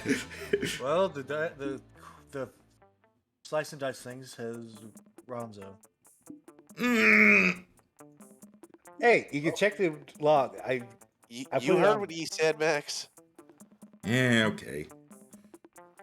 You'd be disappointed too if it was me, Rhino.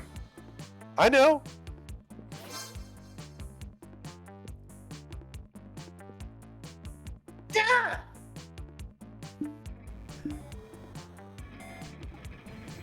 Do the sound.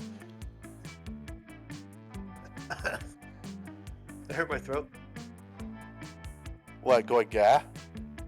No, E. I was. Oh, doing it a actually high-pitched- didn't register that you said that.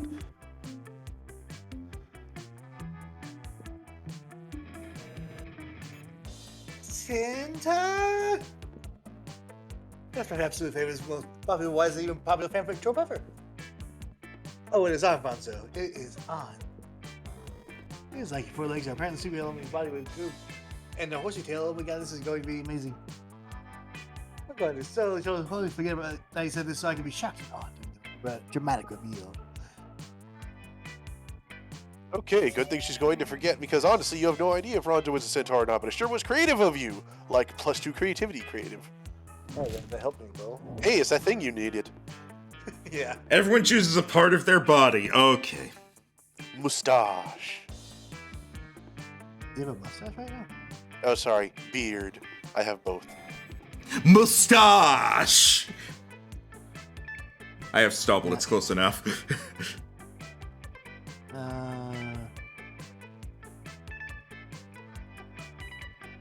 Heart, I guess? Okay. Yeah, we know you probably wouldn't eat another human being, but provided you're forced to do so, player orders decide based on which part of a person's body you'd be most likely to eat. Mustache is the smallest out of these options. It depends, really. A mustache, by definition, if it goes down too low, it becomes a goatee. Not necessarily, because it could be long enough that you go walrus mode. I've done that once or twice. Let it be known, E has gone walrus mode. Walrus mode. I mean, it's covered my lips before, so yes. I will say, here's the thing. Just pure, like, unless you're finding, like, some crazy ass, exception to the rule. Mustaches are smaller than beards. And more mustaches. But which do you think is more likely? What do you mean? It says that you would be most likely to eat. Provided you're forced to do so, which I interpret it as someone puts a gun to your head and says, eat part of this person's body. But what if the beard is pre-flavored because it is a beard? That's worse. that's fair.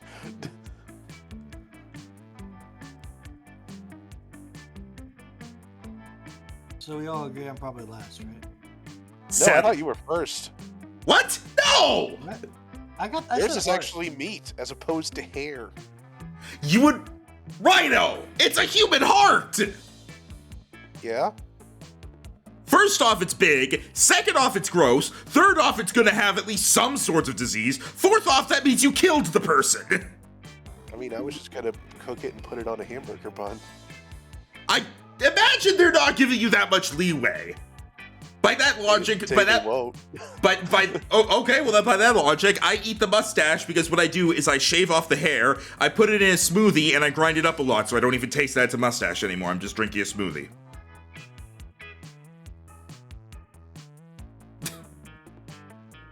I at least kept the majority of my meal when I was eating.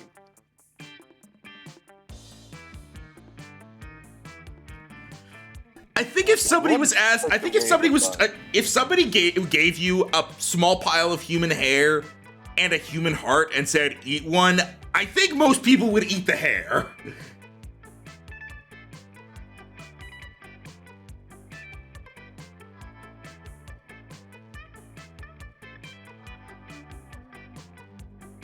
We can always push the random forgot about button. a soul patch. What'd you say, E?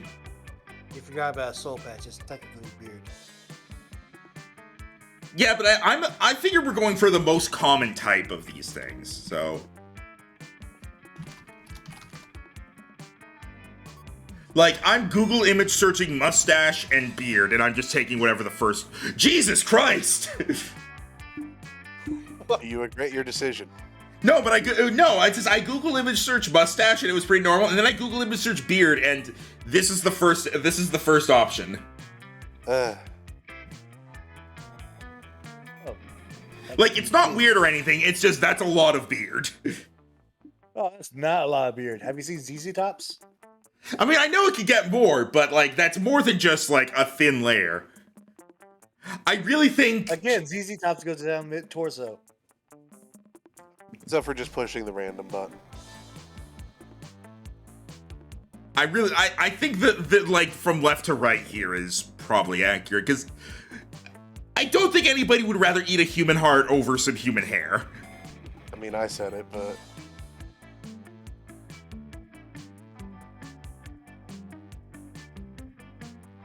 What do you think, Pika Carp? E, what do you think? Do you think you would rather eat some human? Do you think you would rather eat human hair over a human heart? Honestly, I don't care at this moment. All right, we'll go random. I still think like just from left to right here is what most people would say, but right, random. Okay. Rhino, you could have gone second. I know.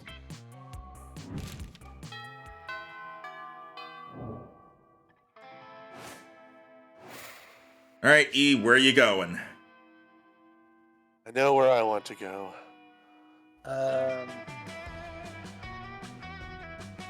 The gym is the store right now. Damn it. You could still buy something at the store that raises your charm.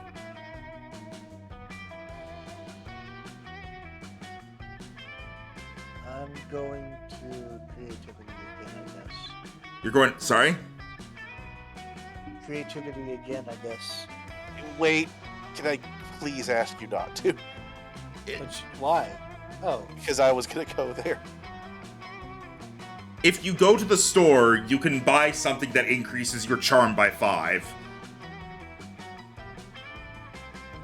Yeah, but then I don't get the like event, right? I think you do still get an event. I think. I don't know for sure, but Sure. I'll try that, I guess. all right, you're going to the store. Sure. All right, It's the cassette tape, right? that's fun. Yeah, I'm fairly certain this is Charm. Alright. Do you want to buy this? Yeah, I guess. Ba-ding! Okay, there wasn't an event. Okay. All right, I'm going to the auditorium. Really? No. That is like the thing you don't need. I know. I was fucking with you. You can go to the bathroom finally. though. Yeah, I know you've yeah, been there yeah. For a while. I can go to the bathroom and electrocute myself. That day you skip class, just hang out in the bathrooms because you respect no authority. But you don't stop there. You want the world to know how reckless you are for the rest of eternity, so you do some graffiti on the wall. No way. Graffiti says I'm bold as fuck, and you know what? It turns out the wall is a magical wall that grants wishes. What a wall! A deep voice resounds from within the wall and says, well, not bold as fuck, but maybe a bit bold, and then gains you +2 boldness. It's an opinionated wall, but anyway, lucky you. You notice Zoe with a big grin on the amalgam of chaotic nightmares she has used to form her face. It's adorable. It is.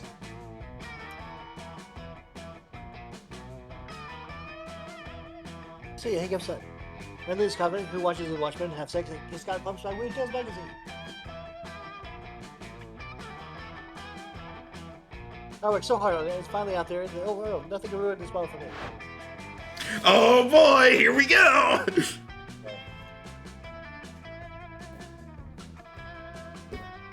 That sounds like a challenge!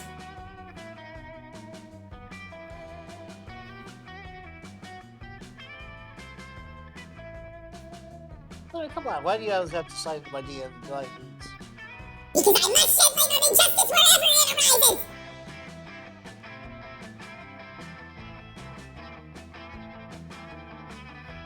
What about world hunger, global warming, equality, human trafficking? You didn't let me finish! I must shed light on injustice wherever it arises in the world of fandom specifically! It is not cool, Zoe! It is not cool that publishing houses are showering attention on marginalized authors just because inclusivity is hot right now! I mean, look at you. You've got it all! You're purple! You're allegedly a woman! And you come from a hideous dimension beyond mortal comprehension! Any magazine would die to be able to associate you with its brand! But it's all a shallow marketing stunt! And what's worse, it's distracting from the real injustice that the liberal media is too scared to discuss! What about the artists who aren't part of some cool, sexy, underrepresented minority? What about us? How are we supposed to get recognized? If I was to entertain all the BS you said, I'd say, I don't know, maybe through the combination of talent and numerous connections avenues you have available to you as a member of society. Don't you use the P word around me, Missy! If I'm so privileged, then how come my comic Zombie Sluts on Fuck Island still has yet to be published? Because you spend all your time complaining about non-existent obstacles until you get better art. Perhaps you have a point. Oh, no, wait, I forgot you were a girl. This can't possibly be my fault! It's much more likely the entire industry is biased against me! It looks like there's only one way to solve this. Murder? You're way ahead of her. You select the only option that makes sense. For years, you've possessed the Gem of Garoto, a powerful artifact capable of raising 4 people from the dead. Why not resurrect 4 great artists and you ask their opinions? Or use the Calcraft sorting hat to determine the objective value of the 2 comics. Which one of those is money? If either of them are money, the bottom one seems more likely. I think the bottom one is smarts. Yeah, but either way, that means it's either my lowest stat or my second lowest stat. I think we're gonna go for the top one and just pray. Okay, it still worked. You were saving the Gem of Garoto to resurrect your family in case they all died tragically for some reason, but this seems just as important. You reach to the Netherrealm and summon Velasquez. Velasquez, Goya, Picasso, and El Greco, 4 of the greatest visual artists of all time. Hey, I recognize some of these guys. Picasso helped me design my later rentals English along with MC Sharon David Lynch. David Lynch. Hey, Zoe. Says Pablo Picasso. Long time. Oh wait, no, he's like Spanish. Long time no see. I heard you have some art for us to look at. Wrong! We have one piece of art, mine, and one piece of trash, hers. Here they are! Says El Greco, furrowing his brow at the paintings. What sort of art is this? You seem to have placed numerous titillating images inside of tiny boxes. I do not know quite what to make of this, says Goya, holding up Leonard's piece. But even to my untrained eye, this one appears to be what we refer to in the art business as a complete turd. That's bullshit!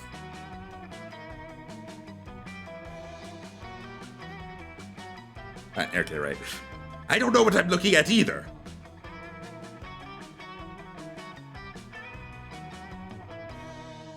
Ahem. I'm sorry, me and Tatu, just give me 1 second.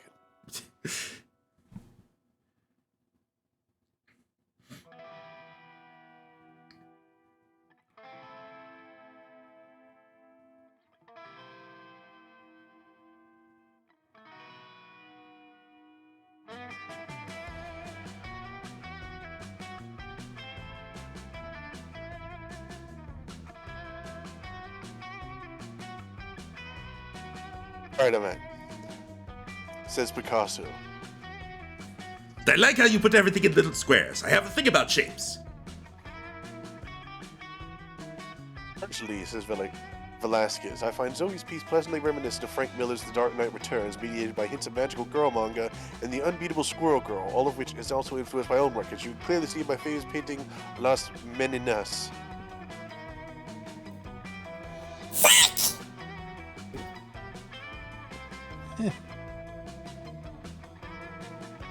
Leonard tries to post angrily about how these 4 dead artists are part of the liberal establishment, but it doesn't work because they don't have social media. You gain creativity and smarts.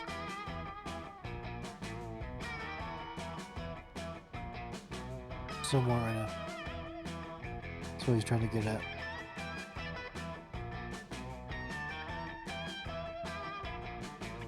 Rhino.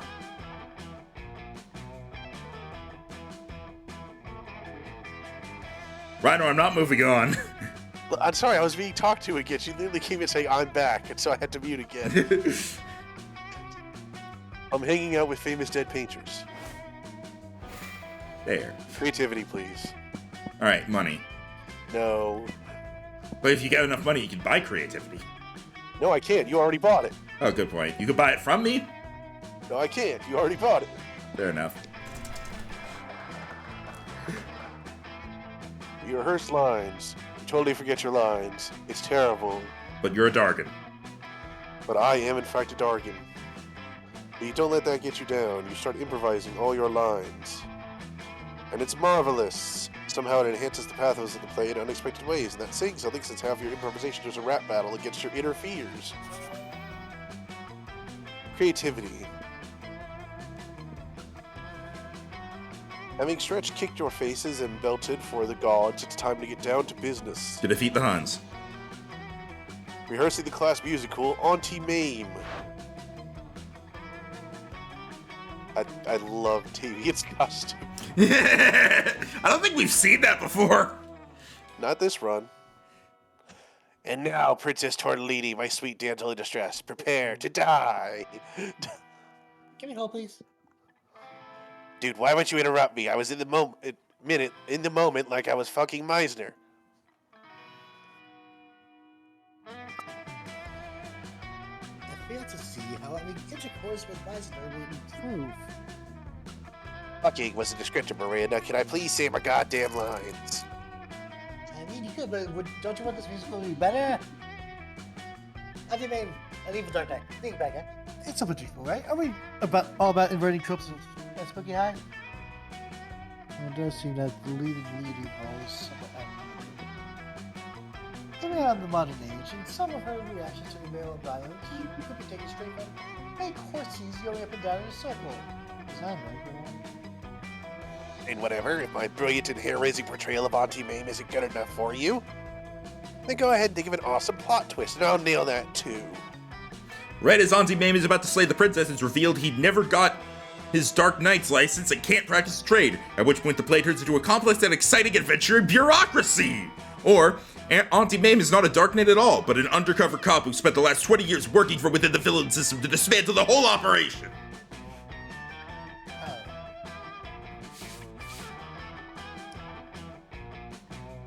Second one? Second one? Yeah, sure.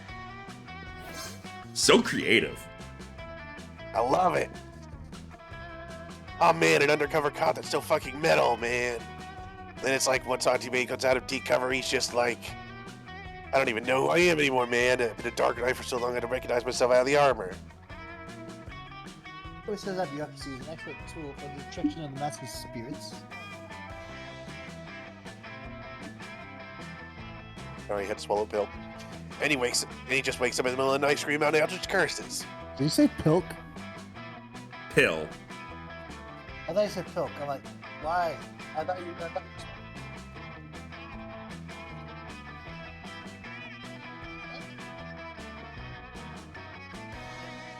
down hands.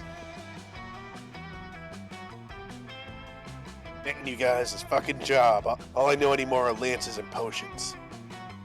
Dope. Being a playwright is easy as fuck, apparently. Way to gain +2 smarts, +1 fun, my creative friend.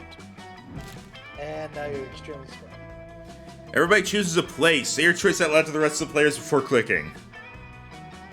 Are we talking buildings or are we talking like towns? Just anything that you consider a place, I guess, and just be warned that, like, the more general you are, that could make things better or worse. I said Australia. You know what? The moon. GameStop. Player decide based on how likely it would be to break up with your partner if you discover that due to unknown reasons they can't use the bathroom anymore, but in this place. I think Rhino's first. Excellent. Here's the thing: with Ruby, we would just move to with yours, we would just move to Australia. Yeah, but Australia doesn't have GameStop. GameStop's never. But they're separate ones. Like, yours is Australia, just move to Australia. Mine is GameStop. Wait, was I arguing for yours or against yours? What? I can't remember if I was trying to argue for or against yours. 'Cause I think I was arguing for yours, actually. You want to just hit random? No, I earned this win finally. I like how you say that when you're the one winning, but when I'm the one winning, you say, "Hey, let's hit random every 10 seconds." Max, just go reverse order right now. All right. And it's No, left, I'm right? biased. You are biased, Wait, shit, who am I with again? Scott. Joey. It's not like Zoe and Miranda aren't always the perkiest of gals, but they seem extra perky as they skitter around writing things down in notebooks. Doubtless you are admiring our great work, Ronzo. You see, we are now food critics. Zoe has inspired me for her magazine, Totally a Real Food Magazine. It's an honor to have you on board, Your Highness. Zoe holds up a bunch of papers stapled together with doodles and crayon that seem to be eldritch runes with some sparkly scratch-and-sniff stickers stuck on top. If you're quiet and subservient, you may watch us in our quest to be the best food critics ever. I was a little hesitant about following this way. Very legitimate magazine since I'm doing eating things other than minds and souls. I usually have my eating sourcey for me, but then Zoe and I realized we were the absolute best food critics according to our audience. This is comprised of audience. Miranda's food source now watches culinary princess of magic. What's up, macaroni and cheese? This food item contains both macaroni and cheese, and therefore deserves 5 stars for its accurate description. Next, couscous with vegetables. And I tried it, the pieces seem way too small to eat in relationship. I won't try it either, but the same name sounds very fancy, so 5 stars. Here's the microwave. Accolade. Ah, yes, it's very shiny and very cute, which are both good qualities from food. Not size. Getting quiet. Yeah, so French fries, they don't seem to be particularly French. They don't seem particularly un-French either. Oh dear, how will we ever determine their Frenchosity? Easy, that's your specialty. Zoe, you should give the French fries a French kiss worthy of the most epic of French fishes to check how good they are at French kissing and therefore calculate their Frenchosity. Or, Miranda, obviously you're the most qualified to determine this. The only way to establish Frenchosity is to actually go to France. Just send an eating serve over to check it out. Top one. Yes. How do you know about my French spooky high Les Monster Apples? It's really our number one fan, aren't you, Ronza? No, he's not. Yes. If by number one fan she means trying to get in her tentacles on prom night, then sure. You find these sufficiently good kissers, my eldritch compatriot. I will join you in this endeavor. It'll be good practice for me when my prince comes along, provided I am not in a enchanted supper at the time.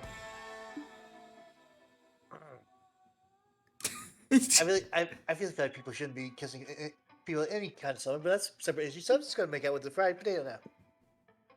He does. Yes, I found the kiss people both French and fried. My stars! My stars, and maybe I'm kissing a French person. Heck yeah. And you do. It's called giving butterfly kisses to honey roasted butterflies to determine their butterfly factor. Alright. 5 stars. I have no money, so I guess I'll just go here and hope for some sort of upgrade. Good lord, all you want is to eat in peace, and yet. I don't. think this was random. Or at least the lead lady.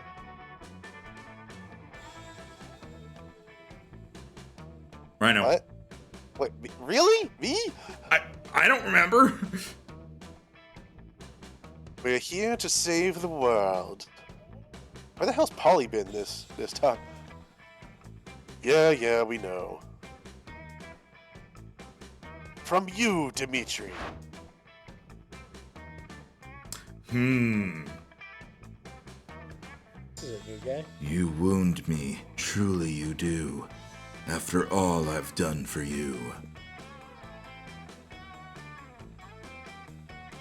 More like done to us. What about that time you betrayed us in the middle of a climactic battle, then unbetrayed us, and then betrayed us 3 more times?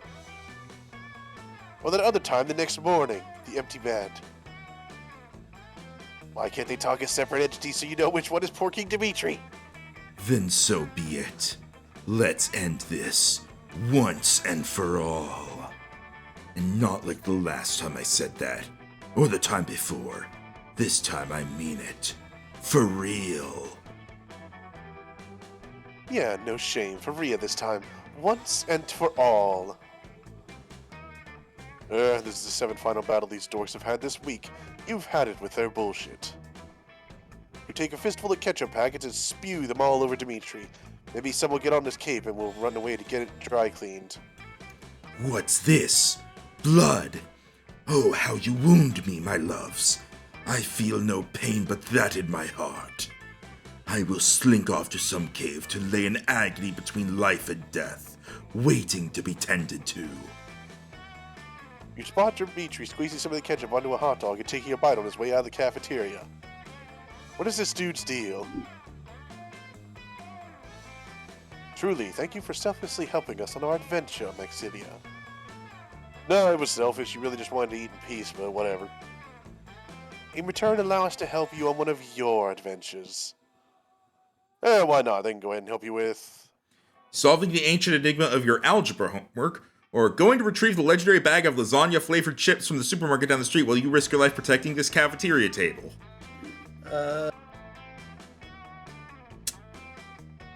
First one's smarts. Yeah, that's definitely smarts. I'm gonna do the bottom one because it might be boldness or charm, which I have as the lowest. It could be fun. We have heard tell of these lasagna-flavored chips. Mostly through pleasant songs coming to us from our phones in 10-second increments. Very well, as long as you promise to guard this cafeteria table with your life. Wait, why do we need you to guard this? Never mind, whatever. You helped us, we'll help you. That's what decent people do.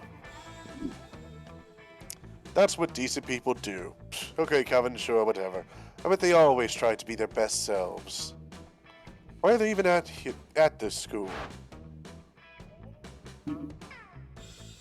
Alright, here are your chips. Don't ask why it took so long. What, like 2 seconds? No matter who was or wasn't making out with the near-death Dimitri in a secret cave somewhere as his wet shirt clung dramatically to his chiseled ass and his breathing was ragged and he danced on the edge of life and death and a tough choice had to be made as to whether to spare his life. Here's your change goodbye. Your change? You didn't give them any money. In a hurry, to avoid further questions, not that you were going to ask, you really don't care. They gave you +4 money. Sweet deal. Huh. All right. Guess I'm going top left then. As you approach the table, you see Vera delicately lifting a fork full of quinoa to her mouth. She brings Quinoa. some lunch of quinoa, the video game character, to her mouth. She brings lunch from home when... That's Clonoa. No, that's the clone of quinoa. No, that's Cloaca. No, that's a bird. No, it's not. It's part of a bird, I'm aware. Food, fork, 6, 8. Who do we delineate? Eating, yay, eating. That's not what on earth are you doing? I'm cheerleading you to help you be the best eater in the whole school. Was this obsession with cheerleading me enough? Through mundane activities I required no cheerleading. Everything requires cheerleading, silly. That's why we have cheerleaders for our cheerleaders. But I can see my cheerleading's not working. You haven't eaten anything yet. That's because you keep startling me with your damn cheerleading. I can't eat when I'm startled. No, that can't be it. I must not be cheerleading hard enough. Hey, Fred, maybe you can help me. You shouldn't be cheering for Vera to eat the food. You should be cheering for the food to get eaten by Vera in the walk-in freezer. The problem is obviously that we aren't dressed up as a giant salad. Let's go with the second one.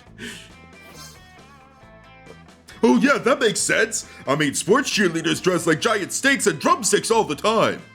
Or maybe that's just how they look when I'm really hungry. Whatever, let's dress up. Luckily, the school keeps some giant vegetable costumes in the auditorium for healthy presentations, so you snag them and start cheering. Beats, aggressive. Beats, aggressive. Eat, beats, aggressive. Not even any beets in the salad. It's just quinoa and the tears of my enemies. Vera's pissed, but she does eat her salad really fast just so you'll leave her alone. Hooray for cheerleading. Everybody chooses a celebrity. Well, I did John Wick Keanu earlier. Reeves. Keanu Reeves. I said that before you. Wait, you did? Yes. Oh, I actually didn't hear you.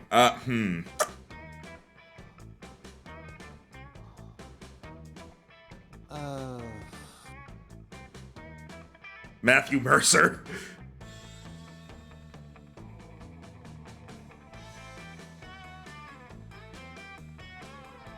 God damn it, what was the name of the guy who played Star-Lord? Chris Pratt. Yeah. Okay. Later was decided based on how likely it is that this next celebrity is so secretly related to Ronso.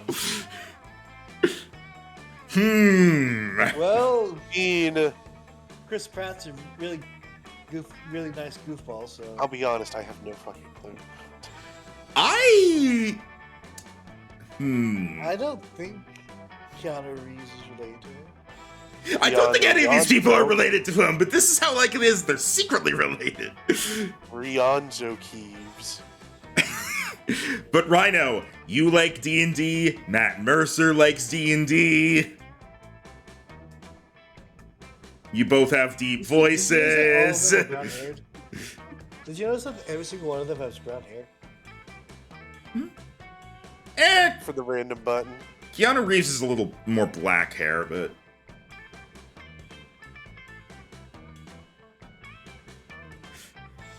Me suggests that I'm in first place. Rhino, let's go random.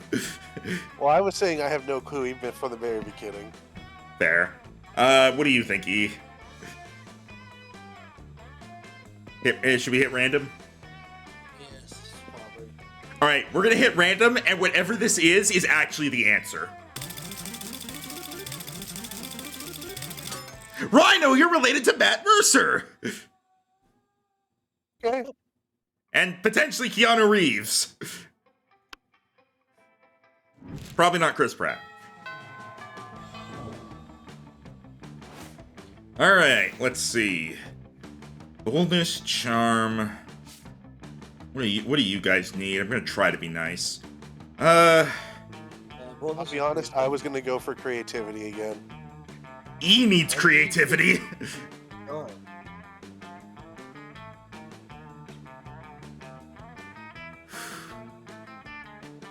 Also, you don't need creativity. I'm going to be going for it. I have my reasons. So you're gonna take it from E even though E needs it? He also needs boldness. I'm not limiting all. I'm probably gonna go for boldness. You have 2 digits in everything. Yeah, it's still my lowest stat. So's charm. Eh. I figured you would take charm because that's your lowest stat. If I go boldness, you go charm, and E goes creativity, then we all get something bumped up that needs to be bumped up. But the game isn't about being a jack of all trades because in order to win, you have to You win literally said it was about being a jack of all trades. at the beginning so you don't fail, but at the end, I fucking forget what it is we learned last time. Is it a stat total or is it 2 stats that have to be specifically at past a point? I think it's both. But anyways, I'm trying to go for Zoe and cheat the fanfic writer, so I'm trying to get creativity. So what you're saying is I could go creativity in order to block you out and have a better chance at her. You're better at me at most things. Yes, but this would ensure that Creativity included. And This I would would- still not be up to your level if I took it. Yes, but this would ensure that I would continue to be better than you.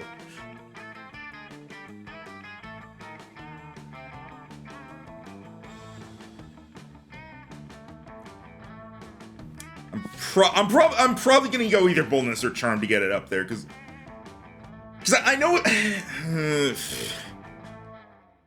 if creativity is what Zoe likes, what's the other thing she likes? Because that's probably something I should work on.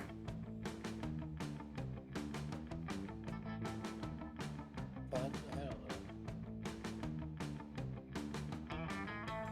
What? Fun's already up there. Like, I don't know. Fun has kind of always been Polly's one, so that's why I'm not certain. Yeah. It's like boldness is Damien's, smarts is, I guess, the vampire. Liam, yeah. Probably also Calculester. Money is Vera. Yeah, Charm- Money is Vera. Charm is Miranda. I'm pretty sure Zoe was, or not Zoe, I'm pretty sure Polly was creativity and fun.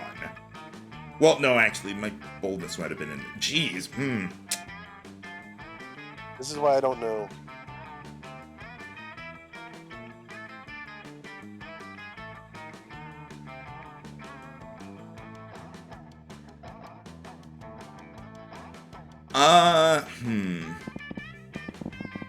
I can't go to the store, like, at all, so there's no point in getting money.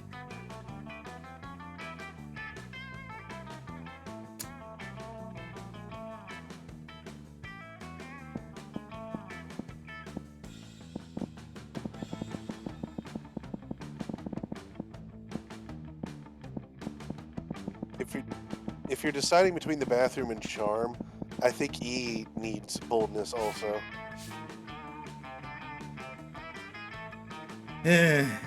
Alright, I'll go charm.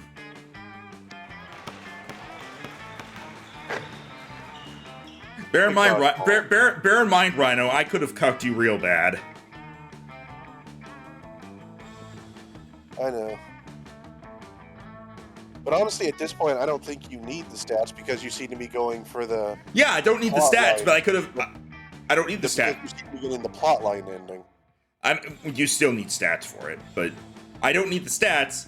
I could still stop you from getting the stats. I mean, if that's the case, why do I even play?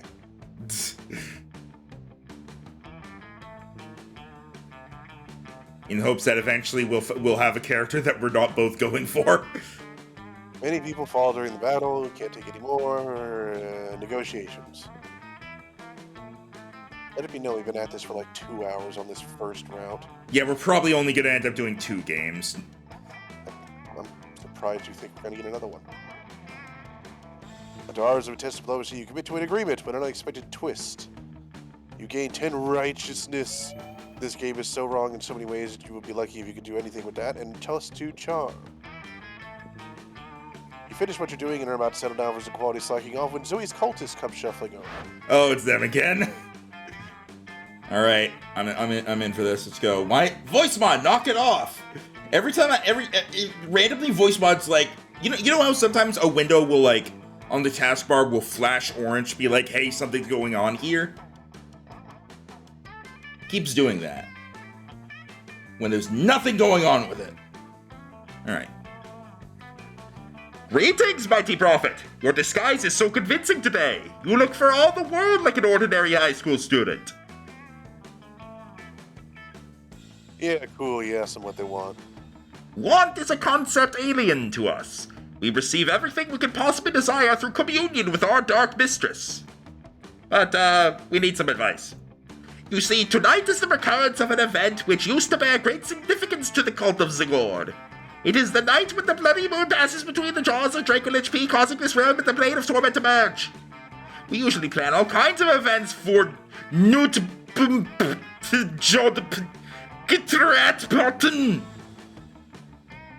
That just sounds like German speech. Ritual cannibalism, profane summonings, a partial reading of Dianetics. But the cult of Zigord is no more! We are the cult of Zoe now, and we want to do something to show Our Lady of Endless Regret how much we've changed! As you have not yet led us astray, O great and terrible prophet, we humbly petition you for advice. What ritual would be worthy of the mighty Zoe? A classic cult suicide, except instead of drinking poison, we all drink a delicious blue-flavored energy drink.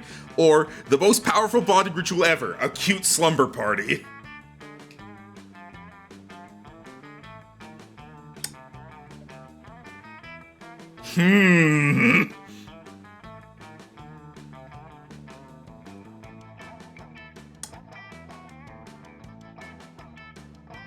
I know I probably have the stats for it, but I'm slightly worried about choosing one that ends up being either boldness or money.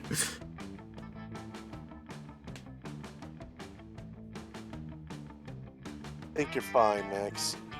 I think I legitimately don't have a chance with Zoe because you're gonna complete it. You're gonna go first. You've gotten a lot more hearts. You've gotten a lot more hearts with her though, because yeah, you're doing the plot. Hearts still matter. I don't think so when you get the plot. I don't really know one way or the other if it does. When we're done with this, we can look up and see if hearts matter when you have plot, but I think it does, because I know the stats still matter. Because you have more hearts with her, I have more stats and plot. So, because you've gotten all the same events with her, you've gotten as many events with her as I have, but you've also sat with her at lunch more. And he gave you the boost. I remember I failed my first event. Yeah, but I think that was made up for by E giving you the boost. Would you like to know a secret, Max? What? I know the number I need. And unless the random thing after my event also gives me it, I don't have enough. I don't know if that's the case, I definitely don't have enough. No, Max, no, I'm talking about my stat. Ah. You have blazed through the amount of stats you need to get her, and you got the plot. I literally think I cannot beat you. This is why we need to stop going against each other all the time. I know. I feel like every time we play Monster Prom, you and I go after the same person. Yeah, but normally we both lose. Yeah, so at least we have each other. I'm gonna go for the slumber party. Achievement unlocked, true to yourself. Wow.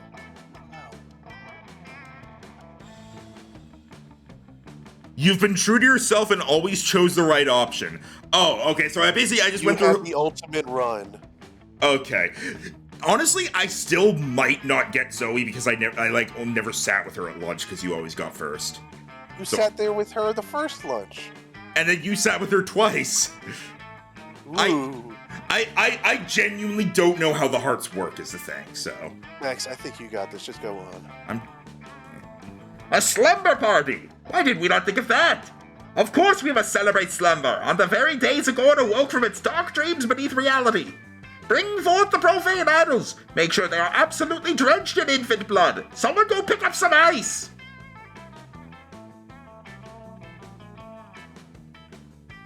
You gently interrupt to explain what a slumber party actually is. So, no infant blood? You shake your head. I see. But that sounds pleasant. You explain that yes, that is the point of a slumber party. Pleasantness was always anathema to the cult of Zagor. But we are the cult of Zoe now, and you are her prophet. We will trust in your sage advice. Just then, Zoe appears. Dang, you wanted this to be a surprise.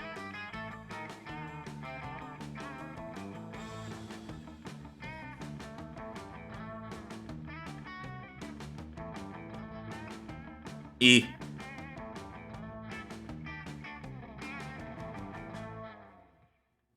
E, are you there?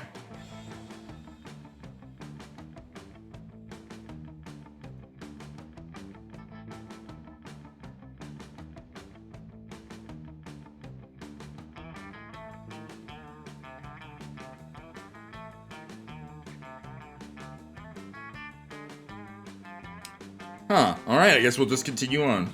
Alright, Rhino, your voice here now. Guys, what's going on? Not sacrificing any babies, I hope. Aha, no! We would never sacrifice any babies without asking you first. We simply wish to invite you to To what? a nocturnal congress. A nocturnal congress. I'm so over nocturnal congresses. No, this will be different. There will be nail painting and makeovers, and we will discuss in conspiratorial tones those who we most desire to smooch. Oh, you mean like a slumber party? You know of this ritual? OMG, yes, I can't believe you guys are playing a summer party just for me. This is the best karate ever. And in truth, the idea originated with our prophet, the wise Maxilia. Oh, Maxilia said you're the one who whipped my cult into shape. I can't tell you how grateful I am. But if you come to the summer party, maybe I could show you. Looks like posing as a prophet of a mindless cult is finally going to pay off sexually. You gain +2 fun and 1+1 boldness. See what I mean, Max? I think you have this. Send me to the creativity place. Alright. Dargan. Not as good as the role requires you to be. Doesn't seem to be any ordinary way of getting yourself there, but there might be an extraordinary way. You summon the devil, one of many, and make a deal to enhance your creativity just a bit. Gain +2 creativity, you also lose 3 years of life at the end of your deal, but who cares? They weren't happening in game anyway. Zoe bounds up to you with even more of a pep in her tentacled step than usual. He looks like Assassin's Creed. Yes, she does. Mixed with a bit of Yu-Gi-Oh! Millennium item stuff. And also there's Bill Cipher. Hey Ronzo, aren't you so excited about the con coming up? Con. I know what you're thinking. Which con? Con, the Condiments Convention. Con, the Con Arts Convention. Nope, it's Con, the convention for Ultimate fans. And I thought maybe we could be Ultimate fans together. So I guess what I'm trying to say is... And sorry, This is too soon to ask this. I mean, it's hard to determine the relative appropriateness of brief intervals of time when you've been in various forms for millennia. Fair. But would you want to do a couple cosplay with me? I mean, if you can think of a good enough pairing. Oh yeah, you would. And you know the most perfect couple cosplay pairing ever. You suggest... The neoliberal system and the unbearable feeling of void that no material good can fulfill. Or Naruto and Garfield. Fuck. Oh. Oh. Genuinely trying to help here. That top one honestly seems like it's probably smarts, boldness, or creativity. That bottom one could be creativity or fun.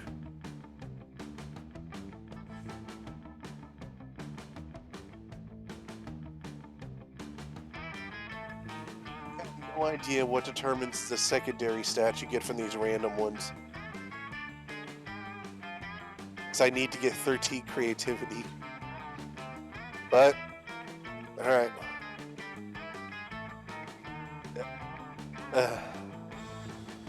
Oh boy. I want to pick the second one, but I don't know if I can pull it off. Close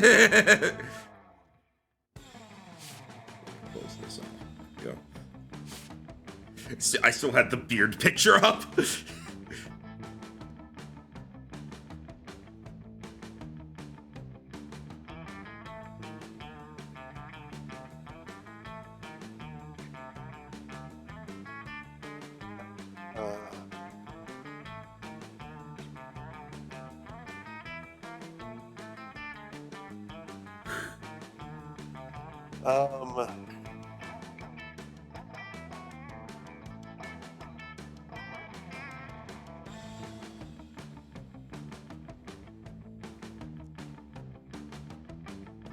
I gotta go for the top one because I don't think I can pull off the second one. All right, the neoliberal system, etc. Yeah, all that bullshit. All right. So smart. Oh my gosh. You ship the neoliberal system and the unbearable feeling of void that no material good can fulfill too? They're like my ultimate OTP. I honestly like OMG, like I don't even know. The amount of beautiful, intense, gorgeous tension between the neoliberal those things is like so palpable. And then when they finally kissed at the end of Eternal Love Summer Camp, my heart just melted, and the cute little necklace the neoliberal system made for blah could fulfill for their anniversary. That's such a good suggestion. I'm going to get to work on the wigs right now. The wigs? I'm really going to have to reread some of those neoliberal system and blah fix to get the costume right. Wait, which are you even going to go as? And which one is Zoe? Which one has wigs? Man, worry about that later. For now, creativity and fun. Alright, Hey! Max, I believe both you and I are capable of finishing the game with her. So who the fuck knows? It's probably gonna be you because you have more hearts. All right, Now, E. here's the question. What do we do with this? Yeah, E, are you back?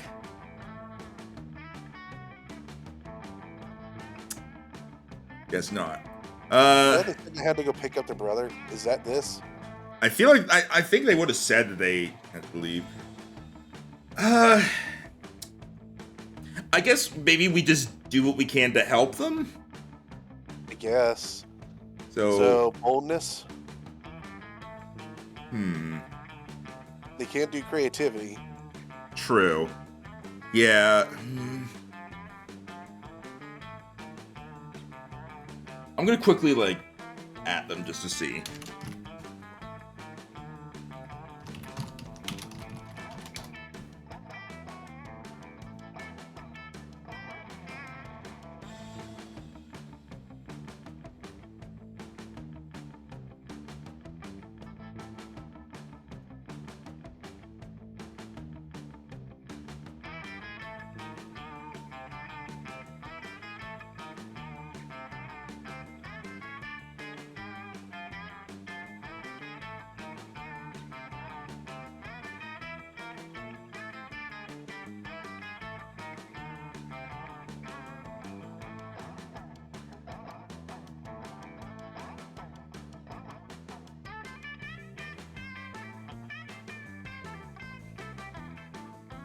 Hmm.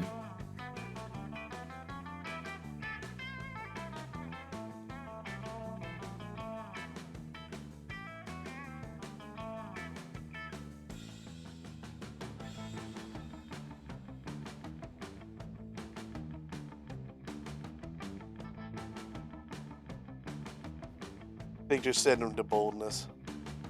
All right.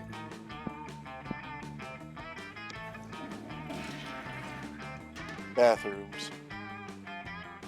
Wild hyenas. Who the fuck?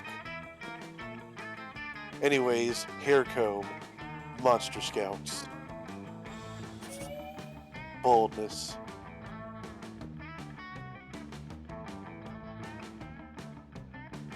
I feel like we need them here. I don't know what to do.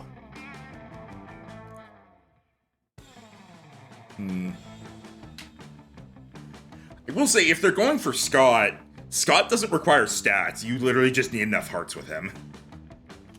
And they do seem to be succeeding in the Furry Kingdom line. Yeah.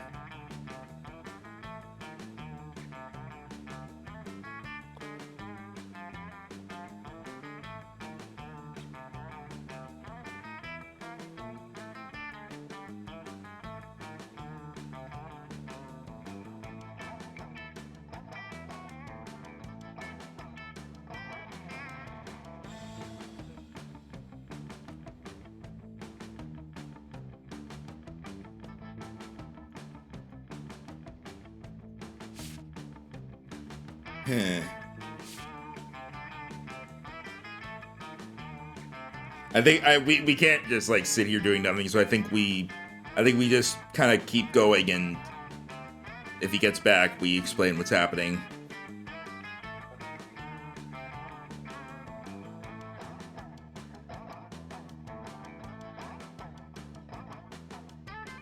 So go ahead and read.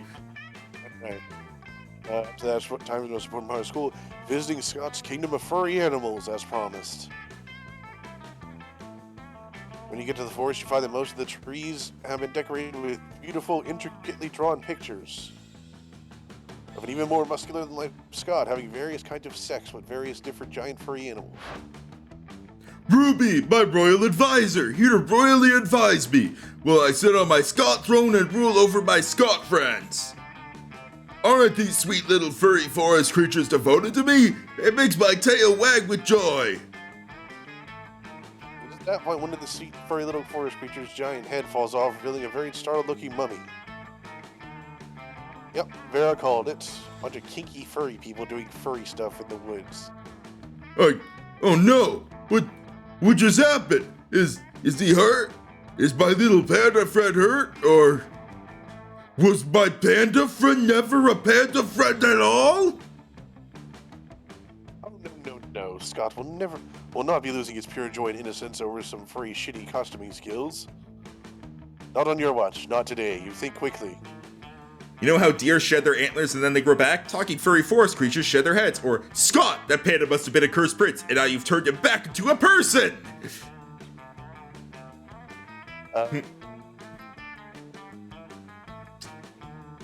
Feel like the second one is charm? How do you feel about just looking up the answer to this one so we don't fuck him over? Okay, one moment. Oh, I was gonna do it.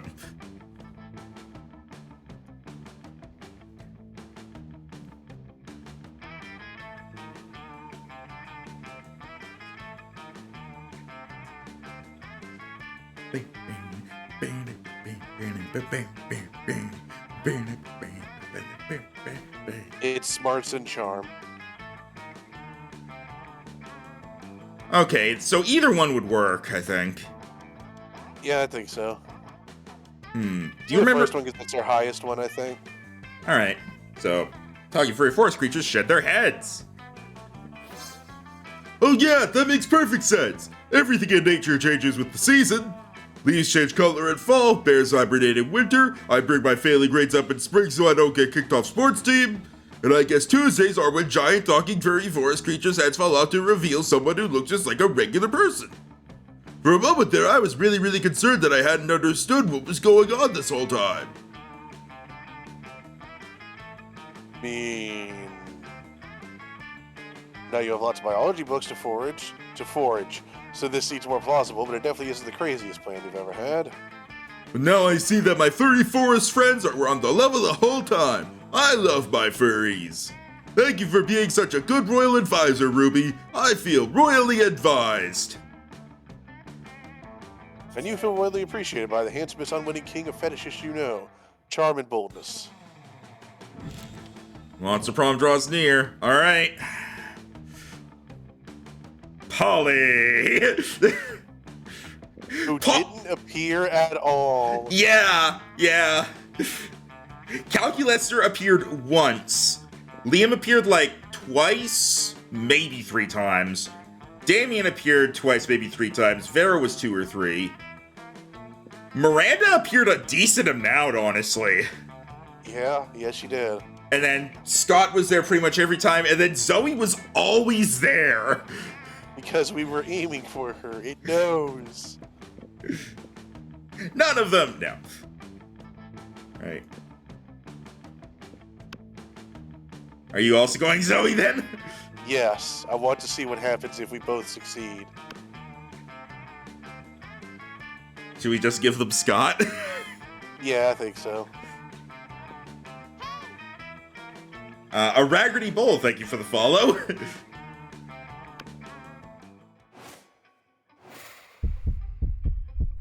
You finally pluck up your courage and ask your beloved to go to Monster Prom with you. The fact that I'm asking first is concerning. Oh, that's very flattering. Oh. But I achieved everything, I think. Seriously, it was 13 creativity, 7 charm, but I literally think because you did the plot, I couldn't win. It might also just be because my charm is higher than yours, so it gave it to me because I had higher stats. I don't know. Because you definitely had more hearts. I think it's because you had the plot. Yeah. Words. Hurtful words. You gotta read them. No. We're not moving till you do it. Okay.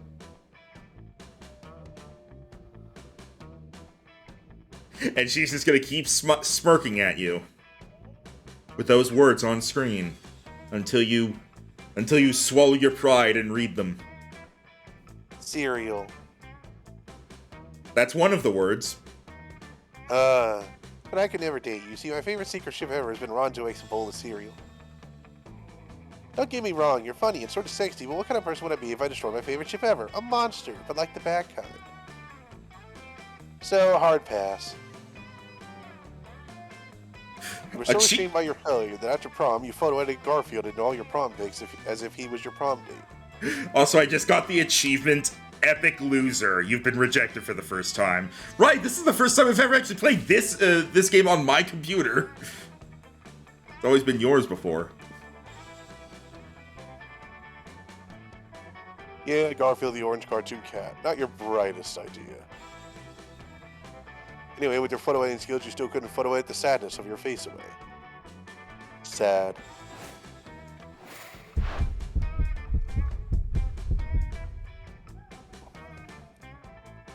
Hey, if it isn't my favorite prophet. You've been the best, Maxelia. Those cultists were just the worst till you finally did your thing. You care, and caring is sexy. And you know what else is sexy? An army of cultists that want to do anything to worship me and please me. So what if at prom night, we all look for new ways to have fun together? Prom night comes, you have a lot of fun. You and Zoe had the best time together, and the cultists make it way better. They laugh at your jokes, make you look funnier. They surround you in a circle mesmerized while you and Zoe slow dance. Oh, jeez. And by the end of the night, they join you in some very restless rituals and flavorful festivities. And, Zoe, so fun, so fabulous, so fierce. She is surely one to worship. All hail the cult of Zoe. Yay? It's funny until you realize that the eyeball behind her was also her. Yeah. Prom? I'm not sure, bro. I have a kingdom to rule, and attending prom doesn't seem very responsible as a ruler. I don't know about history. Maybe some other queen or king has stopped ruling their kingdom to attend prom? I should check. I mean, I think you're the person I trust the most, and I'd love going to prom with you. But my kingdom? Sometimes a good teammate has to make sacrifices for the team. You know, the teammate is me and the team is my kingdom. Oh, and the sacrifice is not going with you to prom. I truly am sorry. Sometimes there's not enough space in one Scott for both ruling a kingdom and love. Bye. Wait, what? I thought he was in line for it. Keep going. Scott leaves, and you swear you saw a manly tear running down his cheek. It's okay, as you started all this to seduce Scott, but now you can put more value on his happiness and on his pursuit of a career as a king of a totally fake kingdom. Stay by his side as the best furry consigliere that has never existed. Your relationship with Scott strengthens, and in the end, his kingdom sees that. Scott thought his kingdom and love were compatible, and yet it seems to be quite the opposite. Scott's subjects started drawing lots of suggestive art pieces depicting the two of you. Basically, that explicit art made you rethink the nature of your relationship, and it ended up being closer to all that NSFW art. Ruby was most likely to start a cult. What? I find that wrong. Zoe's quote, I came here as an eldritch horror, now I leave as an eldritch cutie. So basically you didn't go to prom with him, but you still, like, won him. 26 new events? Who are you talking to? Huh? Who are you talking to? E, hypothetically. Alright. Sadness. 2 out of 47 endings, 26 out of 574 events, 26 out of 2,030 outcomes. Well, look at the bright side, Rhino. You helped get E to the end. Sad.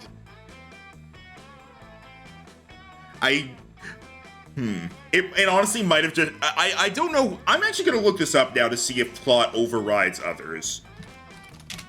I don't know. The mechanics of this game has always confused me, I swear. Yeah.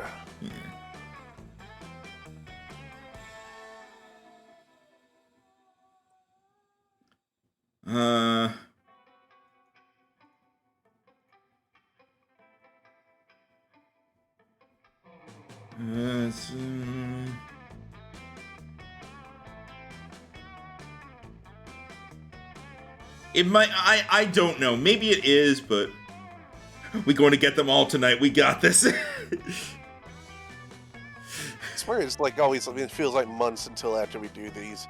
I really enjoy playing this game. It is frustrating, though. I definitely agree with that, yeah. It's one of those ones, especially when you have two people who are going for the same character, which, like, that tends to happen. I want a run where we're all going for different characters, and then we can all just help each other.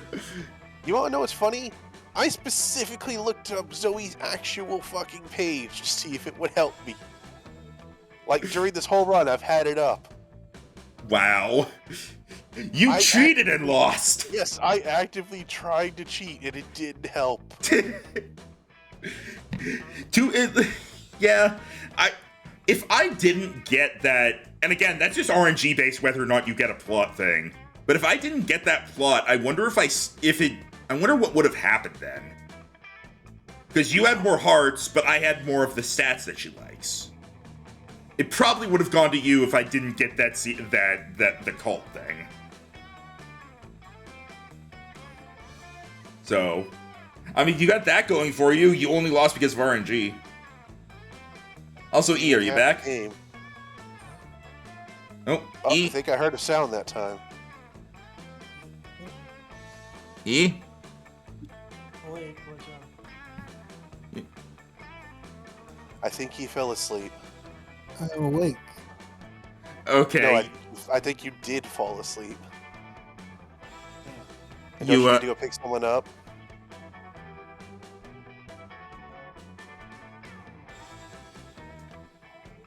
I think he's still out of it.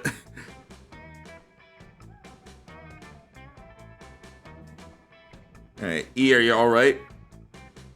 Okay. I mean, I can't hear what he's saying, but A little tired. Okay. We can stop here after we view the credits, so... You did end up with Scott. So... In his kingdom of furries. So, you got that.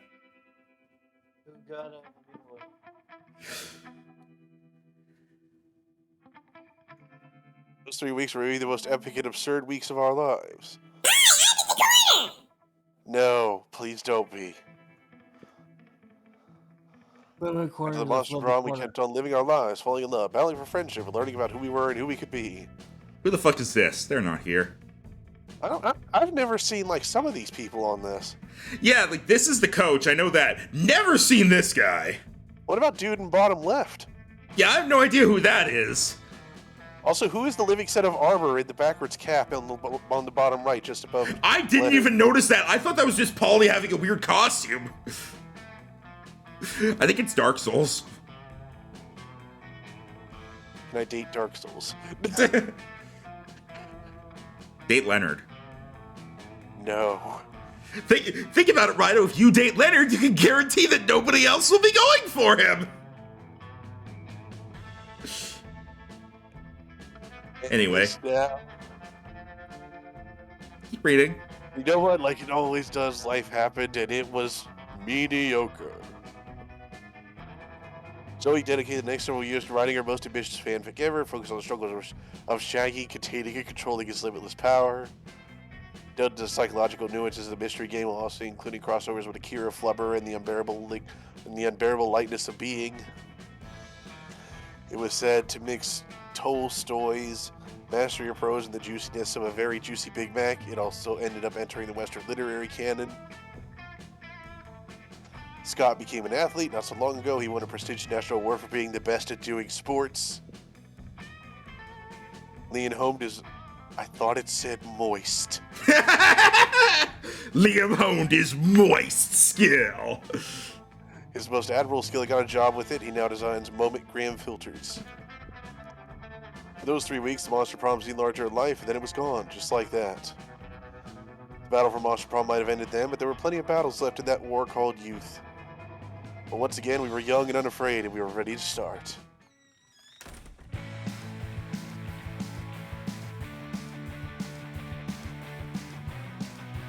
Hey! Apparently you got with Vera.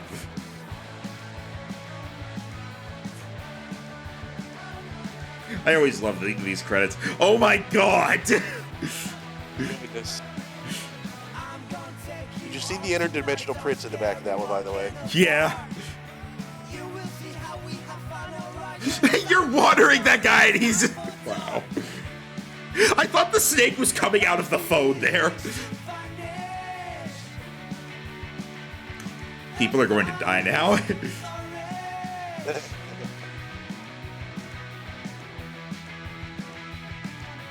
Board games!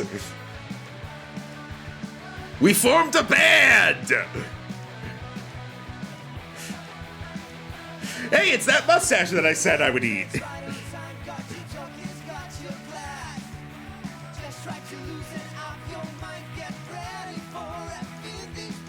Someone's going to die.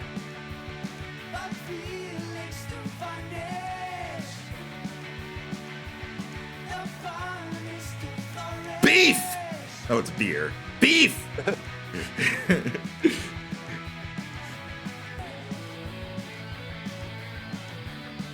Karaoke. Gun! If you say so. Stage prop, $15.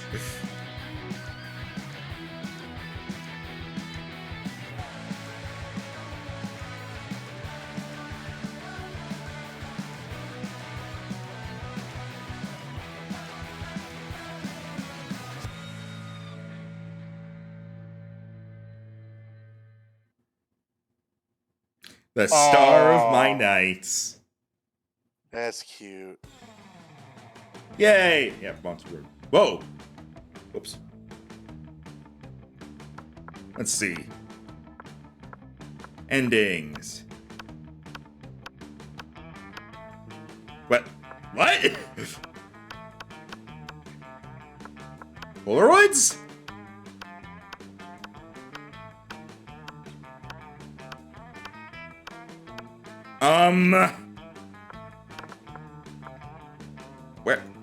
Where's our stuff?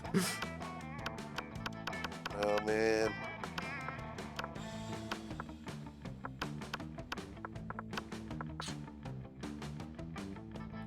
Huh. Oh boy. Well, Wasn't quite what I expected, but it was fun. I'll be honest, I really thought we were going to be able to get through 3 games today because I thought, oh, each one will be like an hour and a half. It was 3 hours. Yeah, we always end up taking longer than we think. We were down. We're not able to speed this run this for some reason. We were down a person, and I recall previous runs being like 2 hours. So, I mean, I think we got a lot of distracted at this one. Maybe? True. I don't actually know what happened. I don't know. Well, at least Apologies for the strange stream that probably went on slower than it should have, but I hope you all enjoyed the absurdity. Yeah. And we weren't able to do all 3 of the games, but I mean, maybe sometime relatively soon we'll do the others. Hopefully. Monster Road Trip gets their voice back. Yeah, Monster Road Trip is new, so I definitely want to do that sometime soon. I still need to do more Monster Camp. We only ever played once. Yeah, well, I figure next time we'll do Monster Camp and then we'll do Monster Road Trip. I think those ones I think are shorter. So we'll Maybe. see. I guess they're a little more mini as opposed to this one. Yeah. All right. Well, thank you everybody for coming by. And Have a good night. yeah, bye.